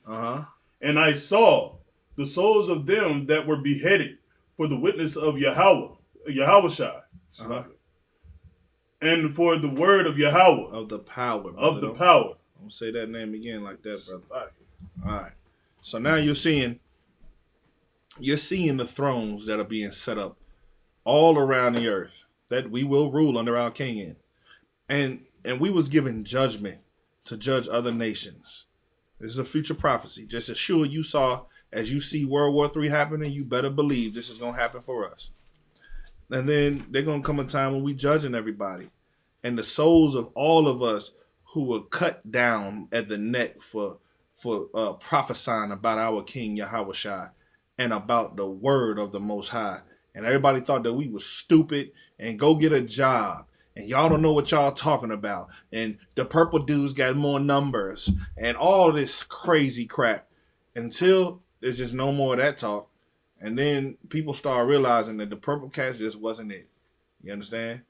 If you ain't in the truth for nothing, just get in the truth just to avoid the purpleness. If you don't even plan on doing nothing, you just want to come in here and just be a trooper forever. I mean, just avoid the purpleness. Come and be a trooper forever. At least you'll still have rulership in the earth when your king come back. Otherwise, you're just going to be a purple floor sweeper. You're going to sweep floors. You won't be wearing, as a matter of fact, I might have you wear purple socks. Yeah, I'm telling me, man, these was the ones who went against Christ. You know what I'm saying? They are the least of the kingdom now. Purple socks that say least of the kingdom. All right, let me stop. I'm tripping. You know what I mean? But go ahead.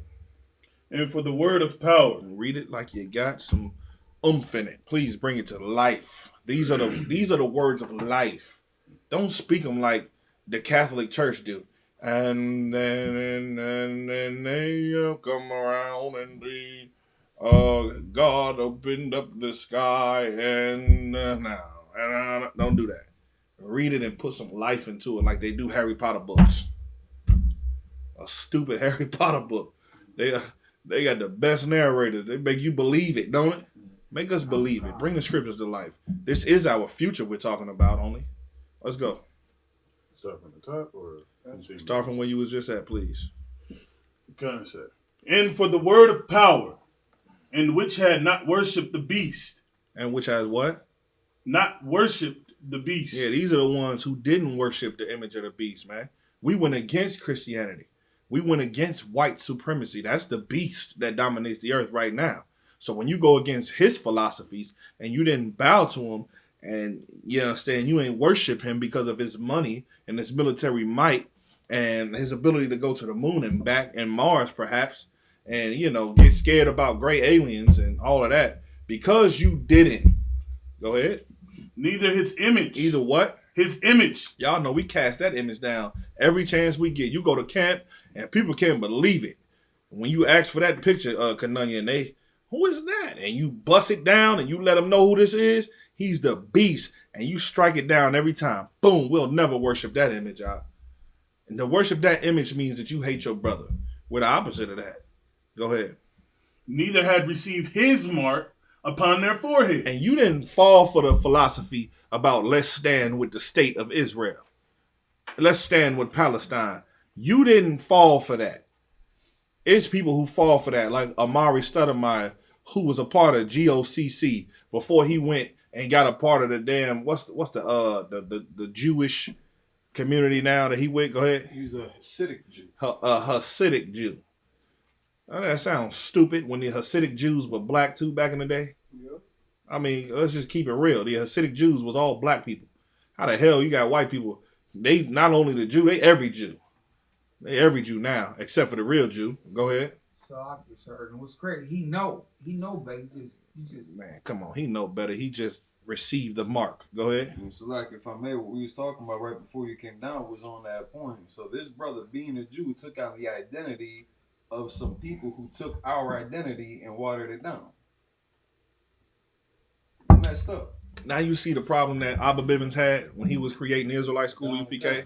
He had to deal with Negroes who he go into a synagogue. Half of the people believe him when they tell him, hey, look, man. Well, all of the people believed him.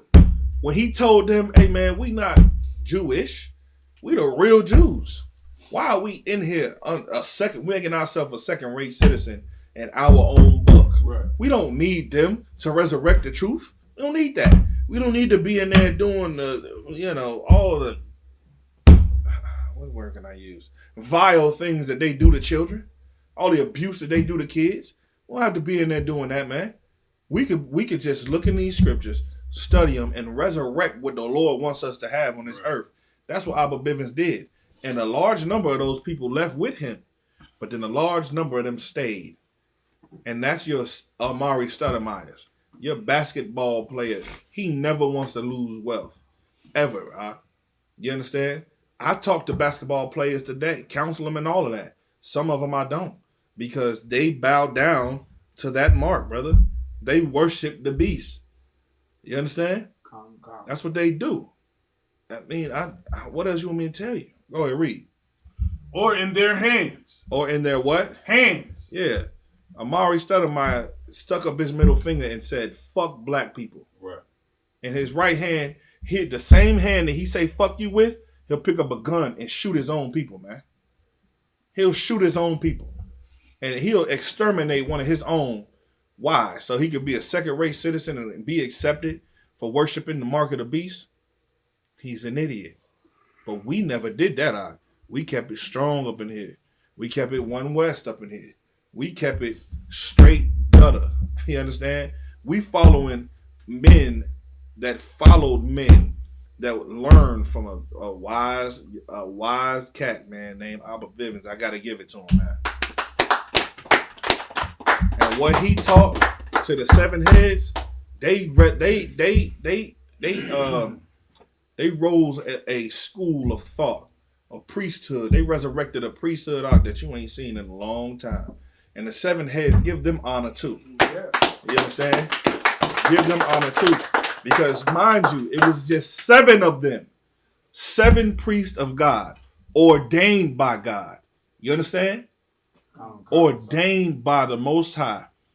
7 men against an entire earth, an entire philosophy that splits off into different type of philosophies that become religious. 7 men. All right?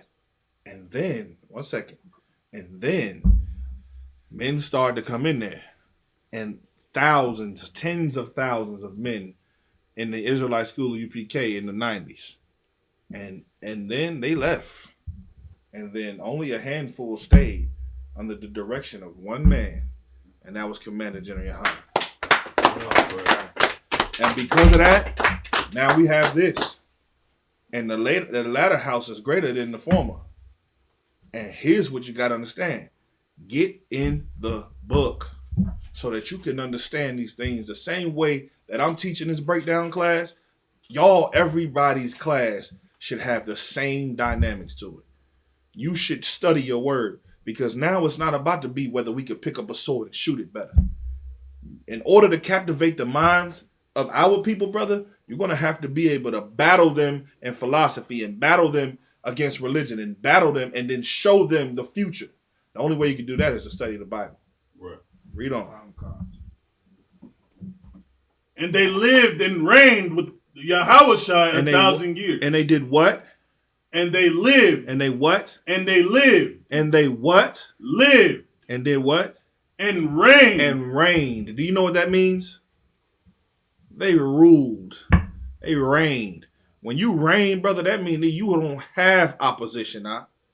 To reign? Man, come on. You don't have opposition.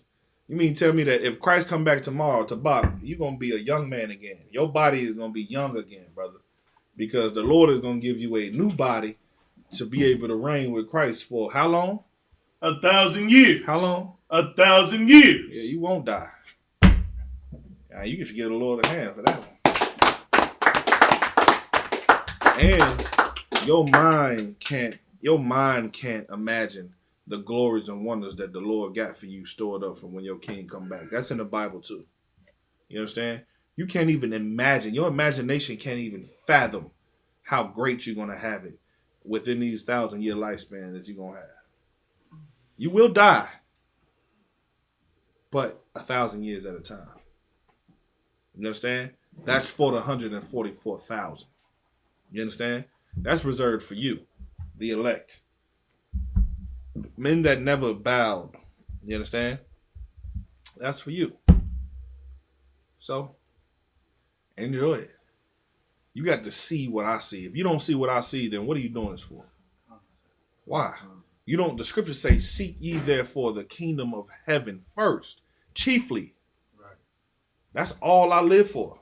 I live with a fire that you can see in me. It ain't burning out. You want to know why? Because I understand that the work we're doing today, even if it takes us 1,000 years to get it, the work that we're doing today is the building blocks of our life, our freedom.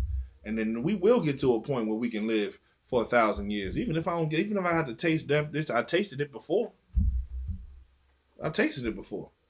So guess what? I'm cool with it. I'm not child-minded to think that I can't die. But I'm going to work towards it based on these scriptures. What we have to do, we have to make the word of God come to life. It's not a magical book, brother. What we do will force the word of God to come to life. You know, the Lord said to us, hurry up and do this, man. Come back to me so then I can do my part. You understand? Come back to what I like. Come back and make me do my part. The Lord just waiting for us to just do that first. And we got an easy job, brother. Just galvanize the people. That's all. It's easier than you think it is. I know you got obstacles in your way. Man, they ain't gonna never change. You lose hope, man. Don't do that, man. Move with fire in your mind. Move with the fury of Christ. Go ahead. So, like, sir, I don't know where it is, but he said his word won't come back void. Man, you do what you do, I'm gonna do what I gotta do. You know what's gonna happen. You gotta do it. You know what's gonna happen. All right. So, now to go back to what Among Bar was talking about before I came in here. Now, hold on. Before I do that, anybody got any other questions in here? All right, no sweat. And then you do too? I have a question, yes. All right, let's get them quickly. And then you do too. No, I'll save for next week. You sure? All right. I got a number of questions. All right, no sweat. Well, if I don't get to the topic, that's fine.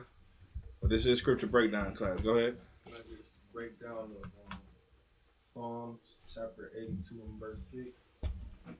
I don't see why not. What's the question in that? Just a general breakdown. All right, no sweat.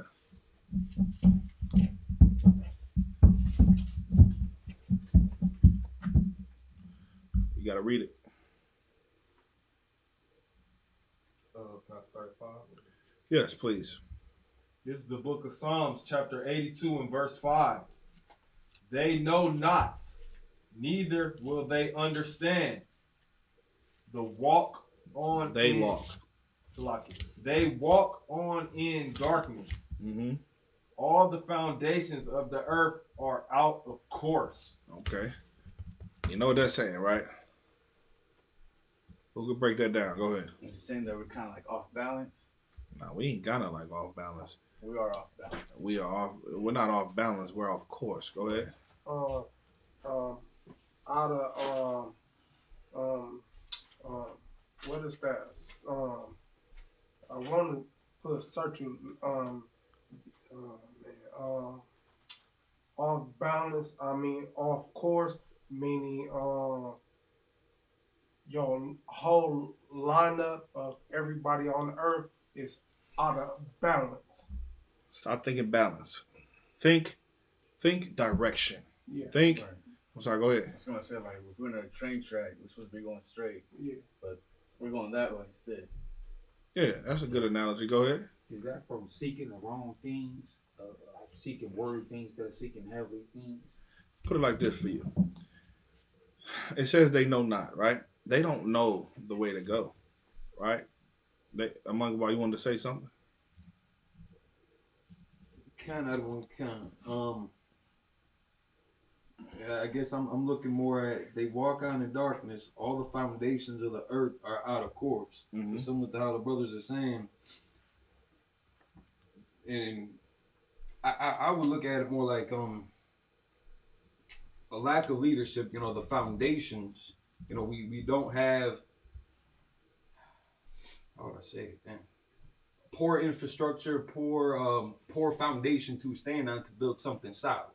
And our leaders are kind of all over the place, putting their resources somewhere else where it don't belong. And even, you know, in verse 4, in 3 and 4, not defending the poor and the fatherless, not doing justice to the afflicted and needy, not delivering the poor and the needy, Mm-hmm. ridding them out of the hand of the wicked. Mm-hmm. They know not. All the foundations of the earth are out of course.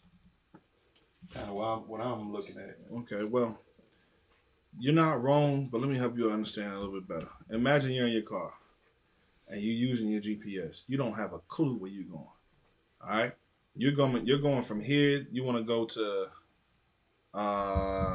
name a place far away, Mexico. You want to go to Jalisco, Mexico, right? I say that because that's where he's from. All right, give Jalisco a hand. They make profits. All right. So, and you got a GPS, and the Lord is your GPS in this analogy, right?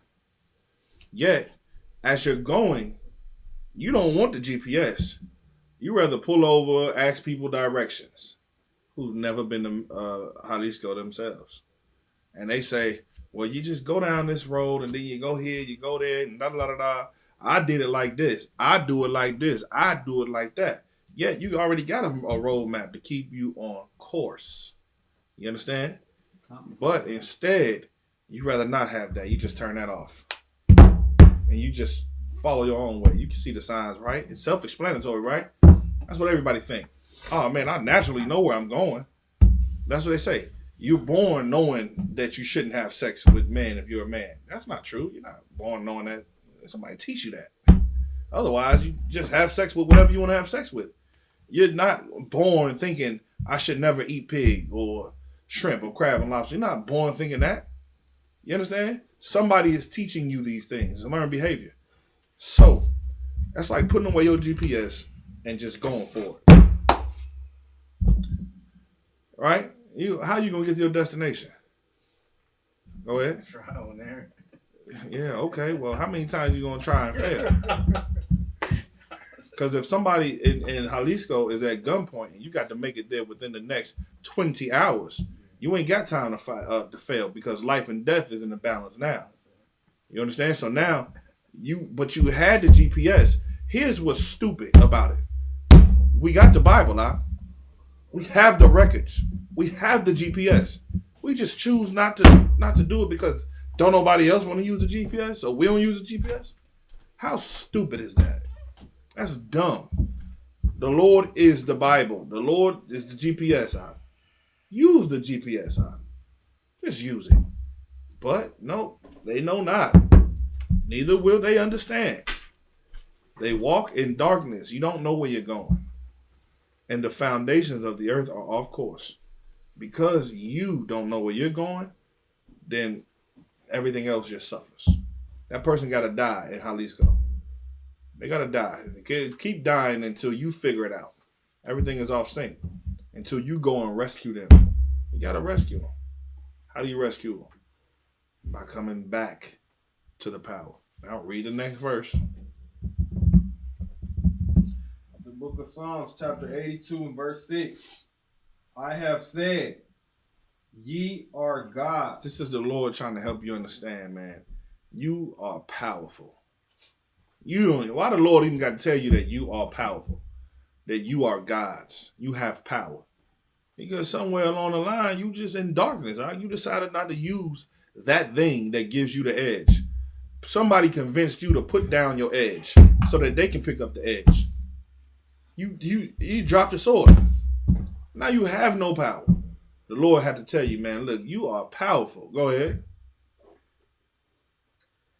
And all of you are children of the Most High. Yeah. All of you are children of the Most High. You should have the GPS. You should know the way. But I have to remind you, the Lord is saying this, man. As long as you don't use this, you'll be in darkness. And he's trying to remind you to get you to open the book back up and know which way to go. Otherwise, you're not a God. You're not powerful. How are we? Nobody even knows that we're the children of the Lord right now. You understand? Like the earth should not be. If the earth, they don't even care. You remember in Psalms 83 when it said that they are confederate against thee? You understand that they want to make it to where the name of Israel is no more? That's where they at now with it. They know that them people in the Middle East ain't Israelites, man. Yet they don't care about the real Israelites that are in captivity and lost. Right. If any of these nations had any type of mindset that has power, you know what they would do? Back us. They would back us. That's what they would do. Because when Christ comes, they would want him to say, you know what? I'll have mercy on you because y'all stood with my people. And you used your might to help free my people. Even though it wasn't going to happen, but you stood with them. You let the world realize that you knew. But they'll never do that, brother, because then that means there's another contender. You understand? And they don't want us to be a contender. They don't want us to be a power on the earth. These nations remember history, brother, from when we used to have power on the earth, and they don't want to see that right now. I don't want nobody telling them that they can't eat pork and that they can't, bring none of their gods into our land. And if we rule the earth, then we just going every time we see another god, we're gonna go in there and we're gonna find out who did it, destroy them gods, put them to death to promote that there's only one God. Because there is only one God. So I mean, when it says ye are gods, do you understand that? No. So what don't you understand? I think I did the word. Gods mean just the power, right? I broke it down for you. That's just that way. There are many gods, right? There are many gods.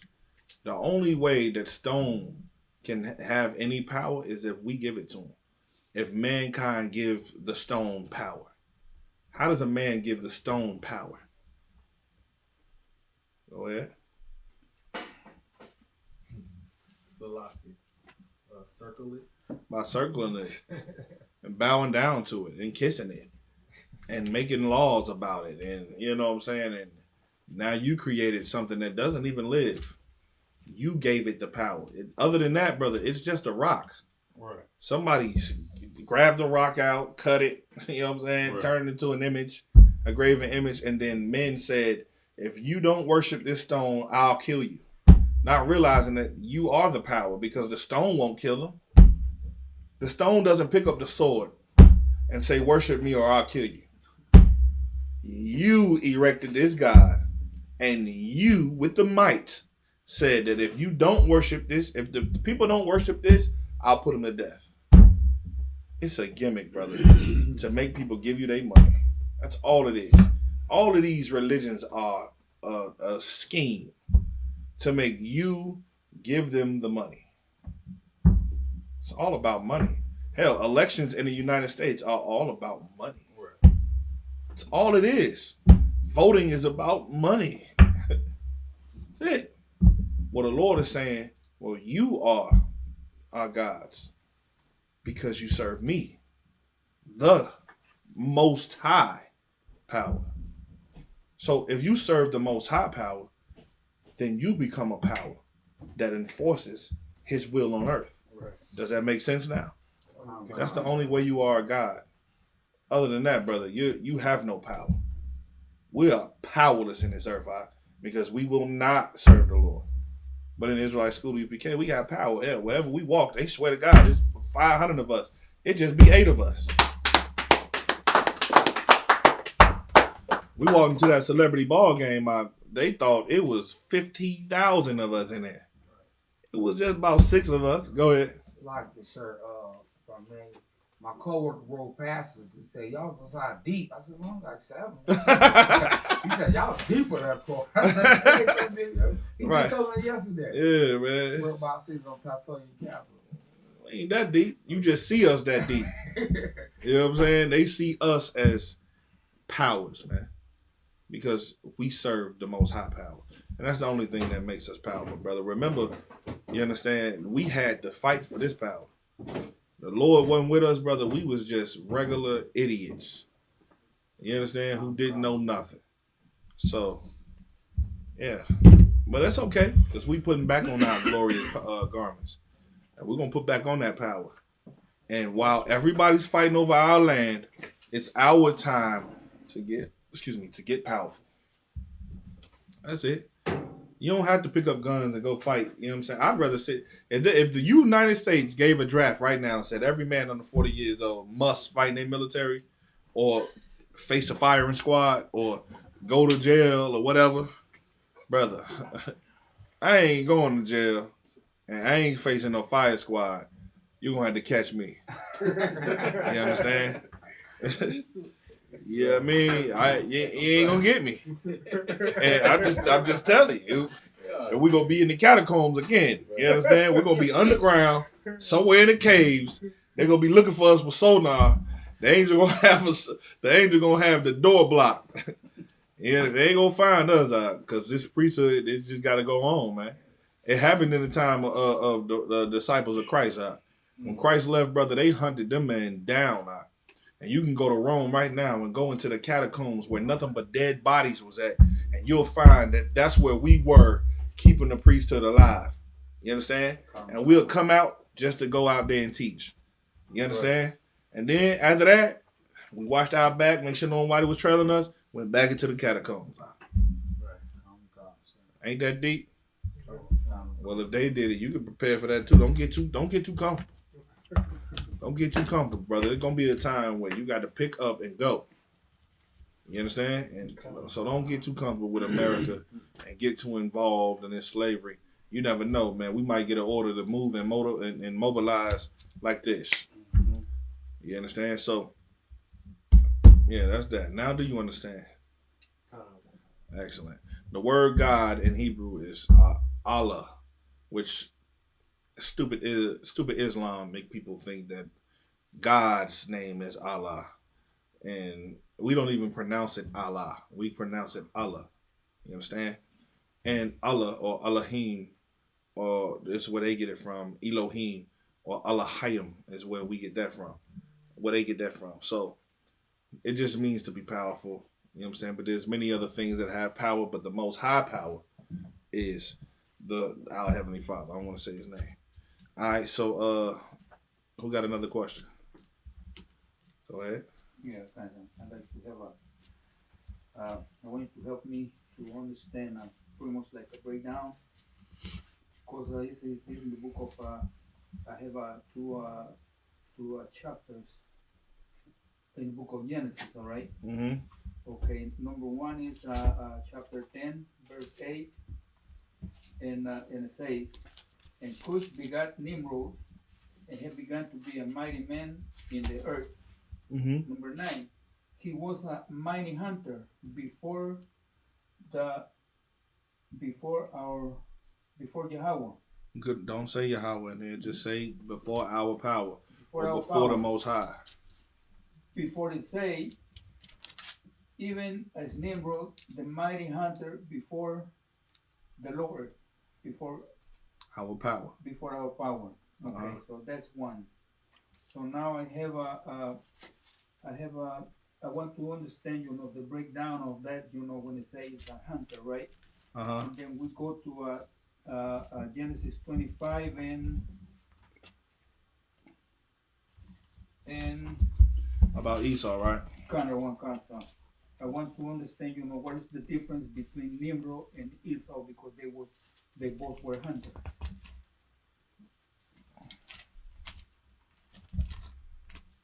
What is the difference between them? Yes.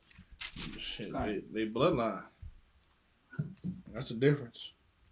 The difference is Esau is evil incarnate, man.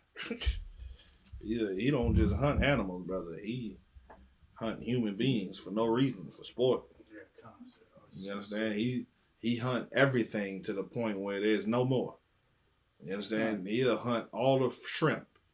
You understand? He'll hunt them all until there's no more shrimp. He'll hunt all the oyster until there's no more oyster. He'll kill every bear. What you remember? There was a time when North American wolf was all throughout North America, and then he started killing them all. Hell, right now they doing it to the coyotes. They killing all the coyotes, brother. I see them on YouTube. I be following their channel, watching. They just be hunting them, shooting them all in the face. All of that, man, by the boatload, brother. They killing them all to protect livestock. You understand? It's like Go ahead. There was a battle that Russia was in, and in the middle of the battlefield, they were getting eaten by wolves. So both of them decided to stop killing each other and target the wolves so they can continue going to war at each other. That's what they're gonna do to Christ, except for they ain't gonna win against Christ. They're gonna see Christ coming and they're gonna be like, hey, let's not fight with each other and fight with these spaceships. Yeah. It ain't gonna work. But so yeah. Esau was a cunning hunter for sure. And Nimrod was a hunter. But the difference between them is their bloodline and I say Nimrod, nobody cares about Nimrod no more. Nimrod, who is Nimrod today? Nobody. Go ahead. I was gonna say the difference too is like the tribes. Not the tribes, it's just their bloodline. Right. The difference between them is life and death. The world is the struggle between all men is between Esau and Jacob. That's the difference between them. All these other nations are just spoils of war. Once it's all said and done, see Nimrod, he'll never rule the earth forever. You understand? The difference between him is that when Nimrod and his kingdom got killed, there was more kingdoms that came and run to rule after them. After this one, after Esau done, we're gonna take power, and that's just it forever. The difference is that, you know what I'm saying? So don't get caught up on a hunter. I'm a mighty hunter. I can hunt. I can hunt cunningly too. But that's not what I'm all about. You know what I'm saying? If I needed to go, you know what I'm saying, I'd rather not hunt. How about that? I'd rather use my mind and say, instead of me having to go hunt all damn day, why don't I just go herd some cow or herd some chicken, or you know what I'm saying, or herd some dove, or you know, grow fish or lamb and sheep and goats, and just keep them where I'm at. I don't have to go hunt no more. I mean, they just bloodthirsty, brother. They just bloodthirsty. I don't need to go hunt when I got livestock. You know what I mean?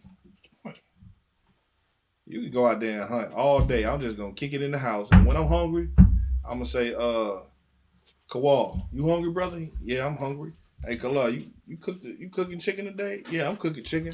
All right, no sweat. I'm finna go out there, go out there. You wanna come help me? I'm gonna get about 3-4 chickens. You grab them, take them by the neck, wring them. You know what I'm saying? Hold them down. Chop the head off. We'll boil them. You know what I'm saying? Pluck the feathers off of them, and you know, cut them open after they drain.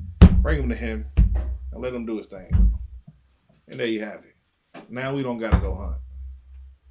Esau's stupid. You understand? He's dumb. I don't know what the hell wrong with that man. Like, it is stupid as ever. Now he want to be a farmer. Now he want to be a cowboy. It's too late. He want a cowboy and farm now. We know who you are. How do we know? Because we see what you've done in the earth. We've seen what they've done, and it's just dumb. The earth is off course now. The foundations of the earth is off course because of his stupid behind. So we got to come back in here and do this thing. All right? So, yeah. Don't get caught up on that hunter. If I ain't have no livestock, brother, I'll get to hunting. You be like, damn, DA can really hunt. I'll get to hunting. I'm not finna kill a whole, you know what I'm saying, plethora of deer because the hell of it. You know what I'm saying? Like, go ahead. I was going to say, too, you know, the Aztecs, you know, they were great hunters, too. They were feeding a city of 200,000 people. Right. But they wasn't just hunters. They were people who had livestock. No, they literally hunted men, not kill them. Just grabbed them. Oh, yeah. You know what I mean? Yeah, facts. That's more of how Nimrod was. Nimrod, he kind of was hunting men, bringing them into his hunting kingdoms, bringing them into his fold. Hunting men, bringing them into his fold. Esau, he hunting men, killing you out of it. Right. He gonna kill you, take your identity. He'll kill you, take your identity, take all your women, and then, you know, now he the Macedonian. You know, he did that to the Japhites. He did that to them. The Japhetic people were the real Greeks in that land. They was the ones who were in that land. They were the real Macedonians. You understand? You know, you ever seen them pottery where they got, like they say come from Macedon, and you know what I'm saying, they look like black men on there throwing javelins and stuff like that, or carrying pots and stuff like that, or they just black men naked on the damn pot. Just pottery. Nobody ever seen that? You ever seen the movie Hercules? The Disney movie Hercules. Nobody ever seen a Disney movie Hercules. Oh my goodness. I don't know how I can reference this then. Okay, you seen it. I saw you. You seen it. You seen it. But how many of other have seen it? So nobody knows about the pot. You seen it? I saw you. Sloppy, sir. I was about to say, I just played it for my nieces the other day. Oh, they know. they seen it. Look at it. She's asleep. She ain't sleep. She mad because I'm sitting. Maybe, can I get the Zondervan's Bible Dictionary, please? Maybe I can find something in there. I can't. No sweat. Then, Kananya, could you please? The Zondervan's Bible Dictionary, please. Let me see if I can find that in there. The big one. Probably that part, you know, that's what I wanted to hear, you know, from when I call Nimrod. Because Nimrod, you know, the what? At some point, you know, in history, it's been said like he was majestic, right? And out of him, you know, it's a bunch of history has been told, that has been mixed, even though, throughout religionism, okay, to make us believe like, what his name, his son, I forgot his name, that, based on him, that is, that is how the Christianity adopt the name of adopted the date of the 25th of December will be the birth of Jesus Christ. But you know how the story comes, right? Okay, that according to the white man, right? And from there, the war has been messed up. From Nimrod, they become a mighty hunter of souls, peoples, okay, to make it, on his kingdom. Okay. Well, I can't find it here. It's not in there. I wish we could use that. Go ahead. Say, we can't. Never mind. Just Google Macedonian or Greek pottery. You know what I'm saying? They have black people on there. You understand? Before white people came down in there and took over the land. Go ahead. They also got like on the pottery. They still have. They also have images of white people too, right along with black people on there, so you can tell the difference between the two. If you're looking at the pottery. Facts. The real people were the Sabians. The Sabians, the Macedonians, those people were for real. Those are the real people. Well, white people came down, came into their land, murdered the men, drove them out. They went down to Papua New Guinea. They went down to Australia, Tasmania, all of them different islands. They went to the some of them went to the Hawaiian Islands, the Polynesian Islands, and you know what I'm saying, the Eskimos and all that. You know, the top of Russia and went over to the, all that good stuff. But I say that to say this. They went down in there, took them people land, had sex with their women, had them as, illegitimate wives because then the law of monogamy came because of this. So if you just go research the law of monogamy and the Justinian law and all of that, then you'll see that white women was tired of them coming into these lands, killing all the Sabian men, having sex in whole families off the side with these, to them, black women, having sons and stuff like that. So they came up with the law of monogamy, which meant that there was only one legitimate wife. So then they would marry the white women and still have sex with the other women and still have families. But when the dude died, the rightful heir were the people that were the ones that came from his legitimate wife. So, like he was saying, you'll see, at first you'll see all their pottery at a certain time in the period was all black people.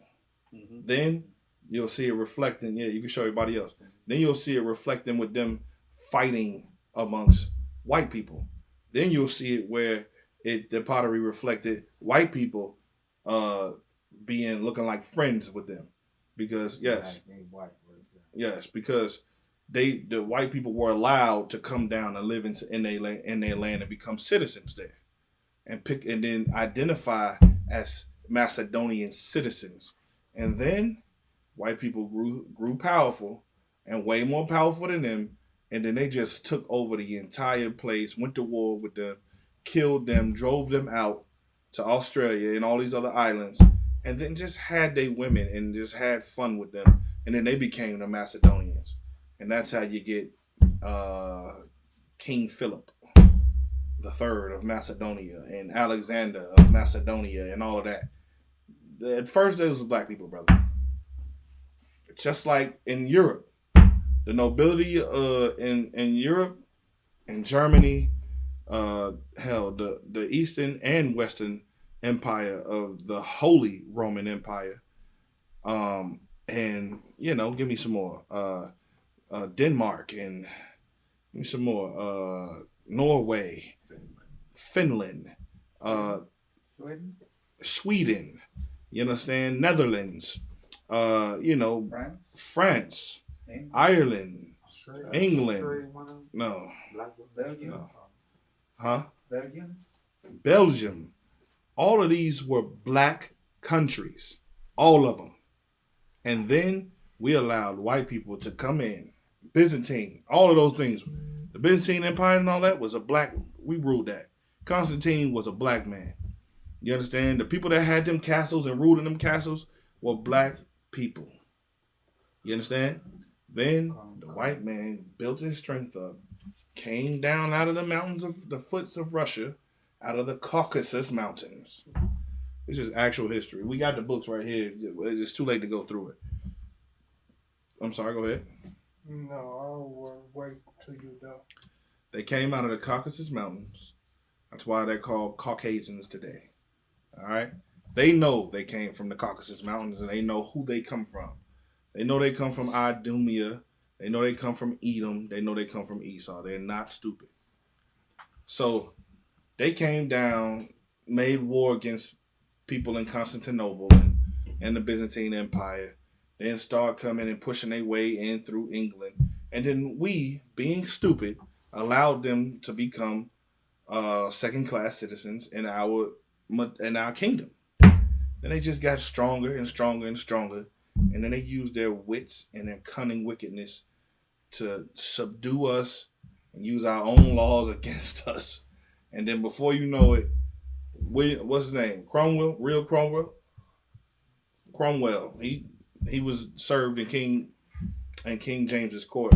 He used the Magna Carta to demonize King James against the Roman church. And then before you know it, boom. All Negroes are being hunted and killed. They family. I'm talking about white men would go into their houses, rape their women. You understand? Rape the man in front of the woman, kill the man, keep the kid. You know, go ahead. I'm sorry, unalive.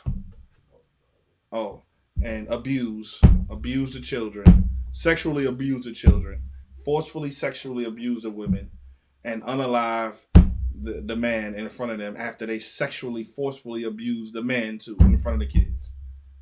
Drove men into little groves, and then they hunted them down and just put them in on ships.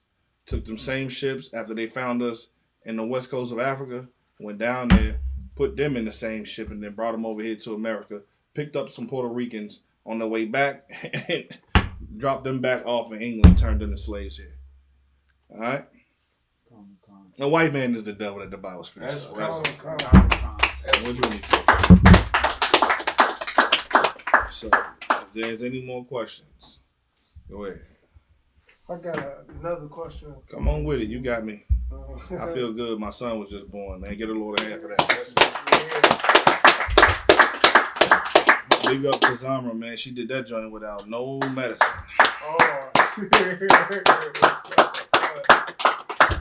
Oh, even the nurses came in there like, you sure you don't want any medicine? She looked at them like they were stupid. She was like, go ahead. Why didn't she? She wanted to have a completely natural birth.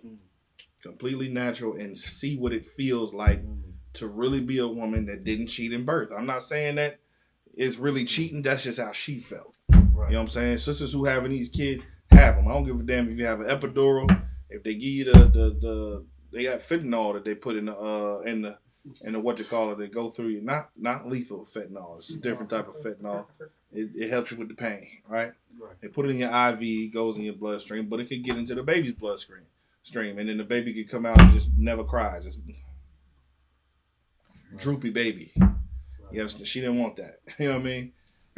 She wanted to feel this. And look, whew, I'm glad I'm not a woman.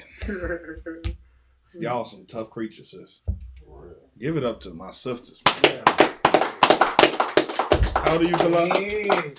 I believe I'm 29 this year. Okay, he believes he's 29. He is 29. Okay, well, his mom is saying that he's 29 because 29 years ago, she did the same thing. Give her a hand. Thank you for giving birth to a prophet of the Lord. You know what I'm saying?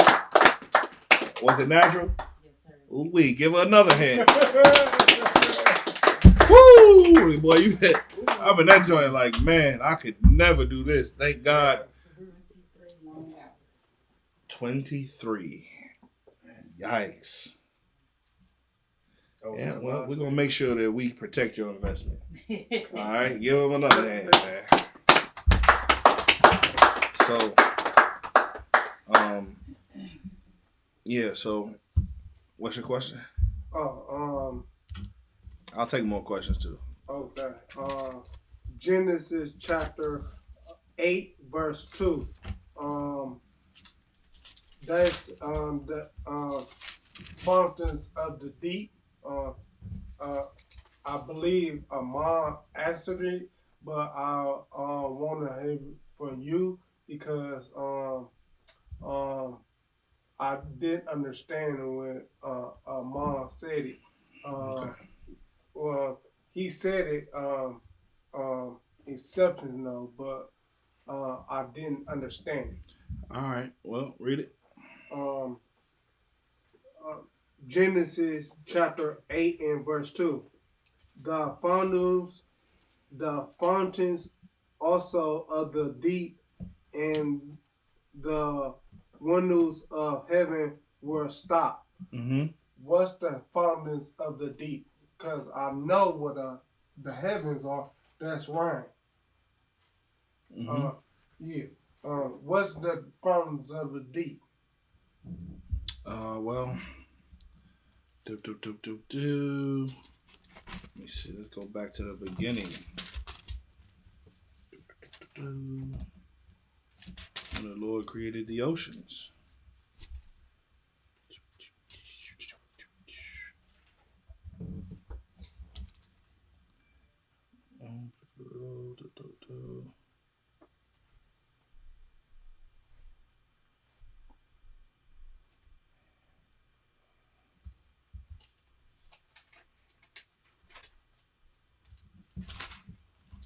Let's see if I can find it.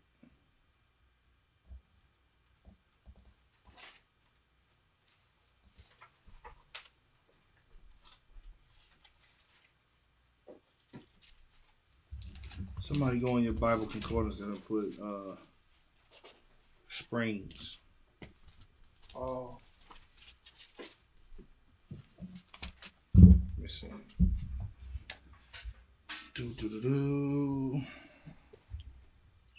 What? Shalaka, he said springs too. But Yeah. I forgot what he said. But he said spring. Yeah. He was right. I just want to get you the actual scripture.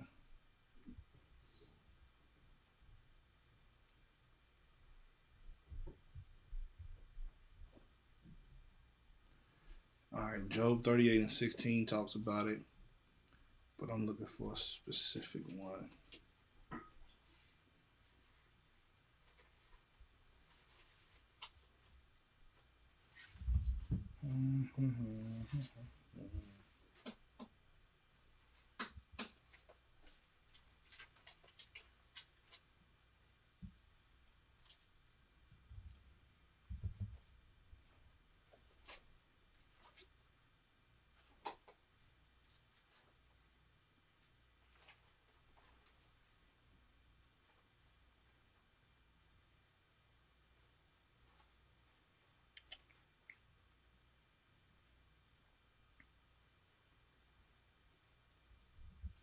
Springs.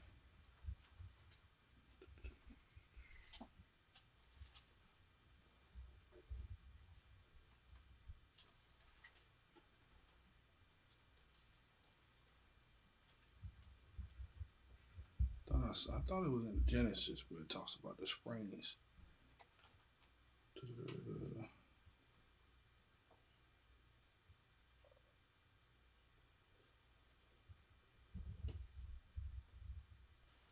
If anybody finds it, let me know. Genesis 1:6. Shit.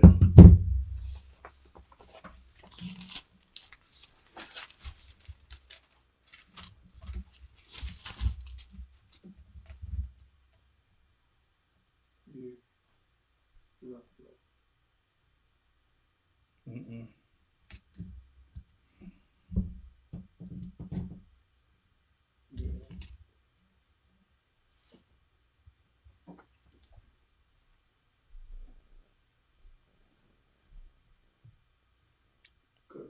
say the foundations.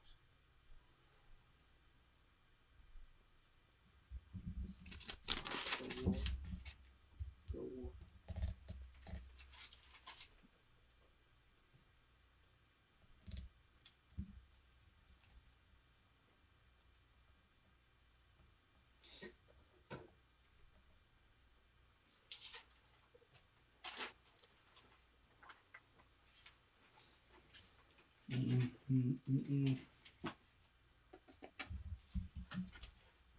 Was it with Noah's story when he's talking about the springs?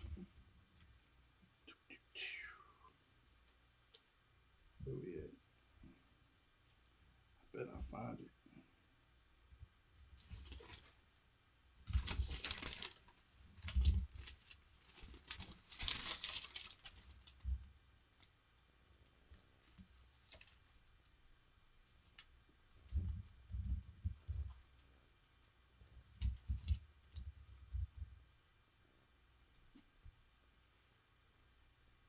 Chapter 8, verse.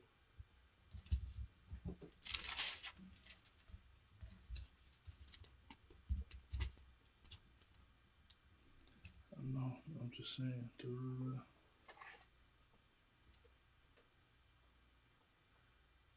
Chapter 7, verse.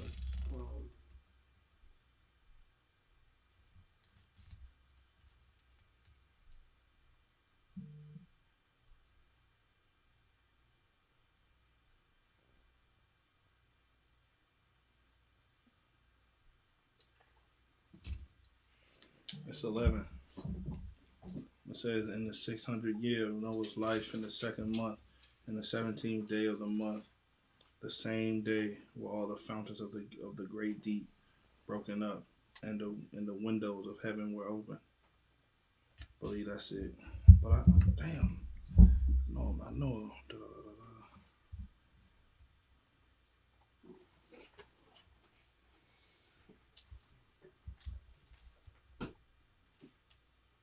Tell you what, you could just go to let me see. You can also go to the Exodus when the Lord when Moses split that rock, it was a spring underneath that too.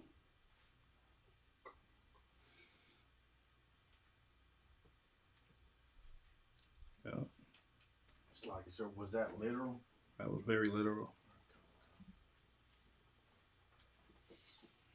That's very literal. But we ain't gonna get hung up on this. I find it. I'll just post it in the group chat or something. I'll just do a small video about it. But yeah, that's pretty much what that was. So, the fountains of the deep and the windows of heaven were stopped in the rain. Yeah, that's just the fountains of the deep are underwater springs that make the sea rise, and the water also coming at the bottom. I mean, from the top to the bottom. Any more questions? Go ahead. Can I get a breakdown on Deuteronomy 3 and 20? Nah, I ain't taking no more questions, my brother. I'm Deuteronomy what? 20? Chapter 3, verse 20.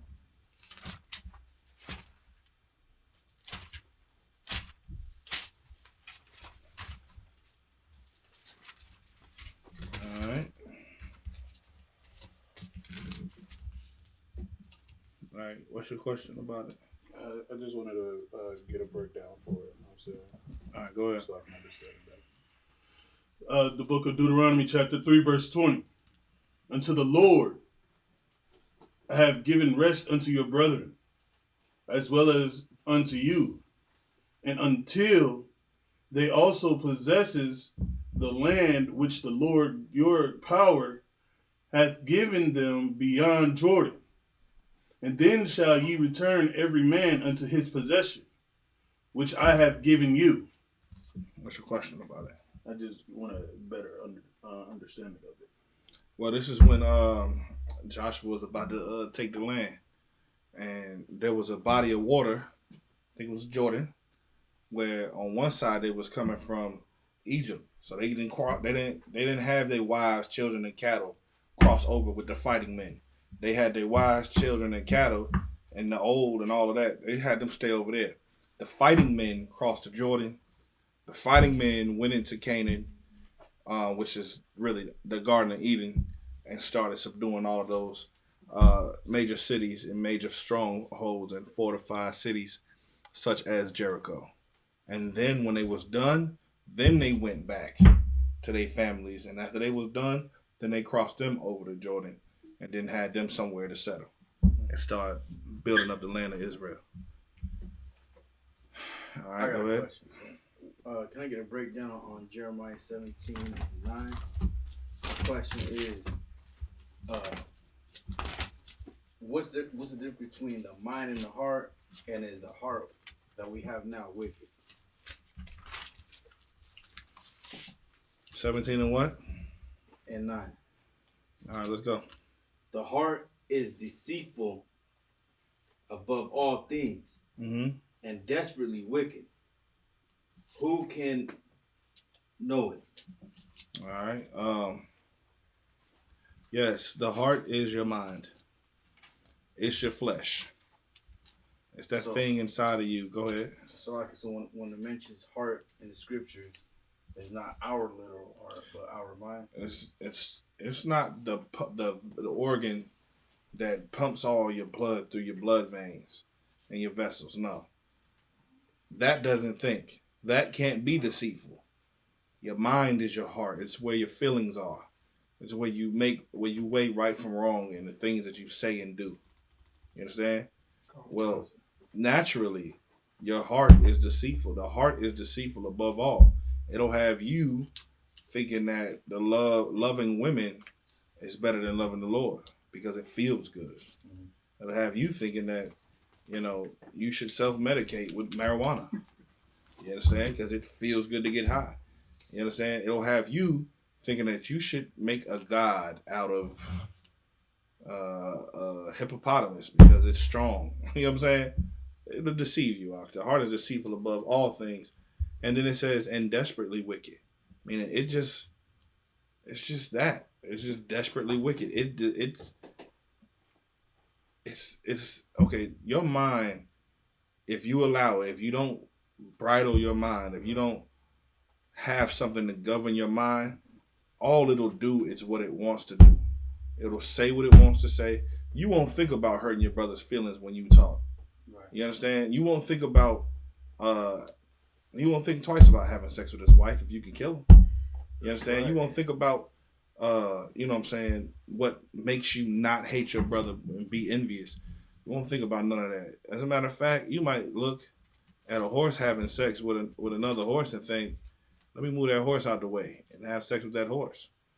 It's white men, brother, have sex with pigs, brother. Desperate. You understand? Right. Because they just want to have sex.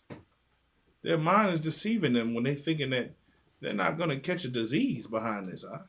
Right. They're going to catch something. Hell, the mind wants you to just eat whatever you want to eat, like those Asian people where they kill bats and sea urchins and some big ugly penis-looking thing they get out of the sea. Right. And they biting all into it. It ain't even cooked. It's still alive. They just biting it, brother. They don't have a clue what that thing be eating. Right. Nevertheless, they do it, brother. The heart is wicked, brother, desperately wicked.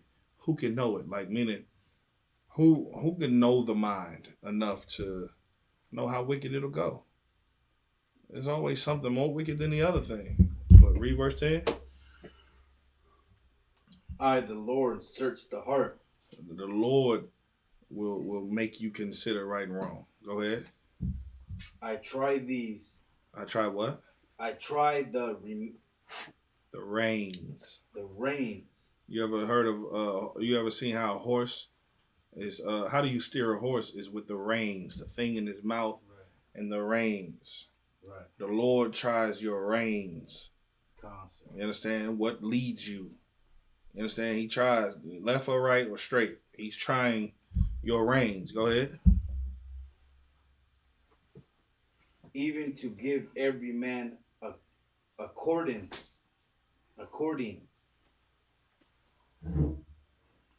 to his ways. Yeah.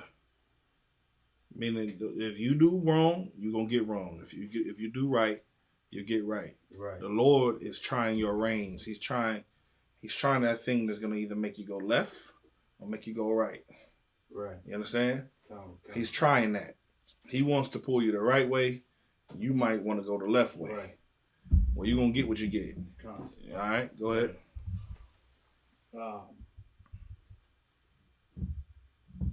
To his ways, according to his ways, and according to the fruit of his doings. That's basically all it's saying. So yeah, the heart in this verse is definitely talking about your mind. Anything else? All right, didn't get to my topic, so I'll try to get with y'all do a little breakdown on something we can just throw up on Instagram or something. Or what's the other thing we got? TikTok. All right. Any other questions? None? No sweat with that. I gotta go, like General Muhammad said. I gotta go. I gotta get out of here. All right, with that, pass the class over to Priest and Officer Kala.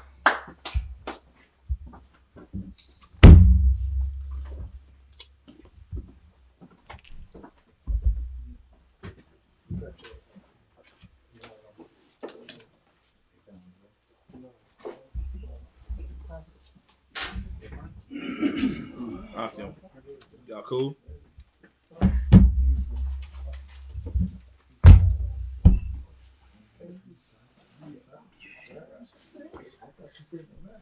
Have a seat, Akim. The class ain't dismissed. This is the ISUPK security announcements. We are the ISUPK, started out of 1 West 125th Street, Harlem, New York. Rule for new brother and sister. When a new brother or sister comes into the school, they are off limits for 6 months. They are to be saluted only. They are here to shed themselves of the world. If they need transportation, the teacher will arrange it. After 6 months, if a brother or sister has an interest in a particular person, he or she must get permission from the head to speak to a brother or sister. There is another 6 months in which the brother and sister will court each other. After this 6-month period, the brother and sister will get permission from the head to marry. Tithes, which is a commandment. Numbers 18 and 21, Malachi 3, 8 through 10. Ma'ashra means tenth in the Hebrew. 10% of every penny of any increase the Lord gives you. Give to the treasury department or teacher. Priest fund is a free will offering for priests. It's not mandatory. Whatsoever amount you would like. The upcoming holy convocations would be the Feast of Hanukkah. That is Slacky, sir. I don't have the date. I think it's December 7th. It is Thursday, December 7th. Thursday, December 7th. And that will go on for 8 days, correct? Correct.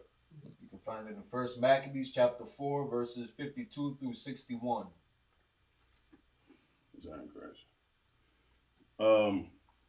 There's also is that a cookout? The Houston cookout is coming up November 23rd through the 26th. Operation Reservation.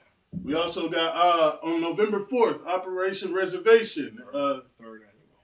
Third annual Operation Reservation. It's Iron Christ. It's on the Menominee Reservation. The Neo Pit Pavilion. On the Neo Pit Pavilion. All right. Let's see. Also, please check the bulletin board. We put stuff up there. If anyone wants to be a trooper in the school, start wearing all black: boots, shirt, pants, headband, and or scarves. Men of Israel, imagine. Want to give one courtesy salute to the teacher. Imagine Shabbat. Imagine Barak. Yahweh Shimi Al-Shabrak Thumb. Yahweh Shimi Al-Shabrak Thumb. Yazmata. Dismissed.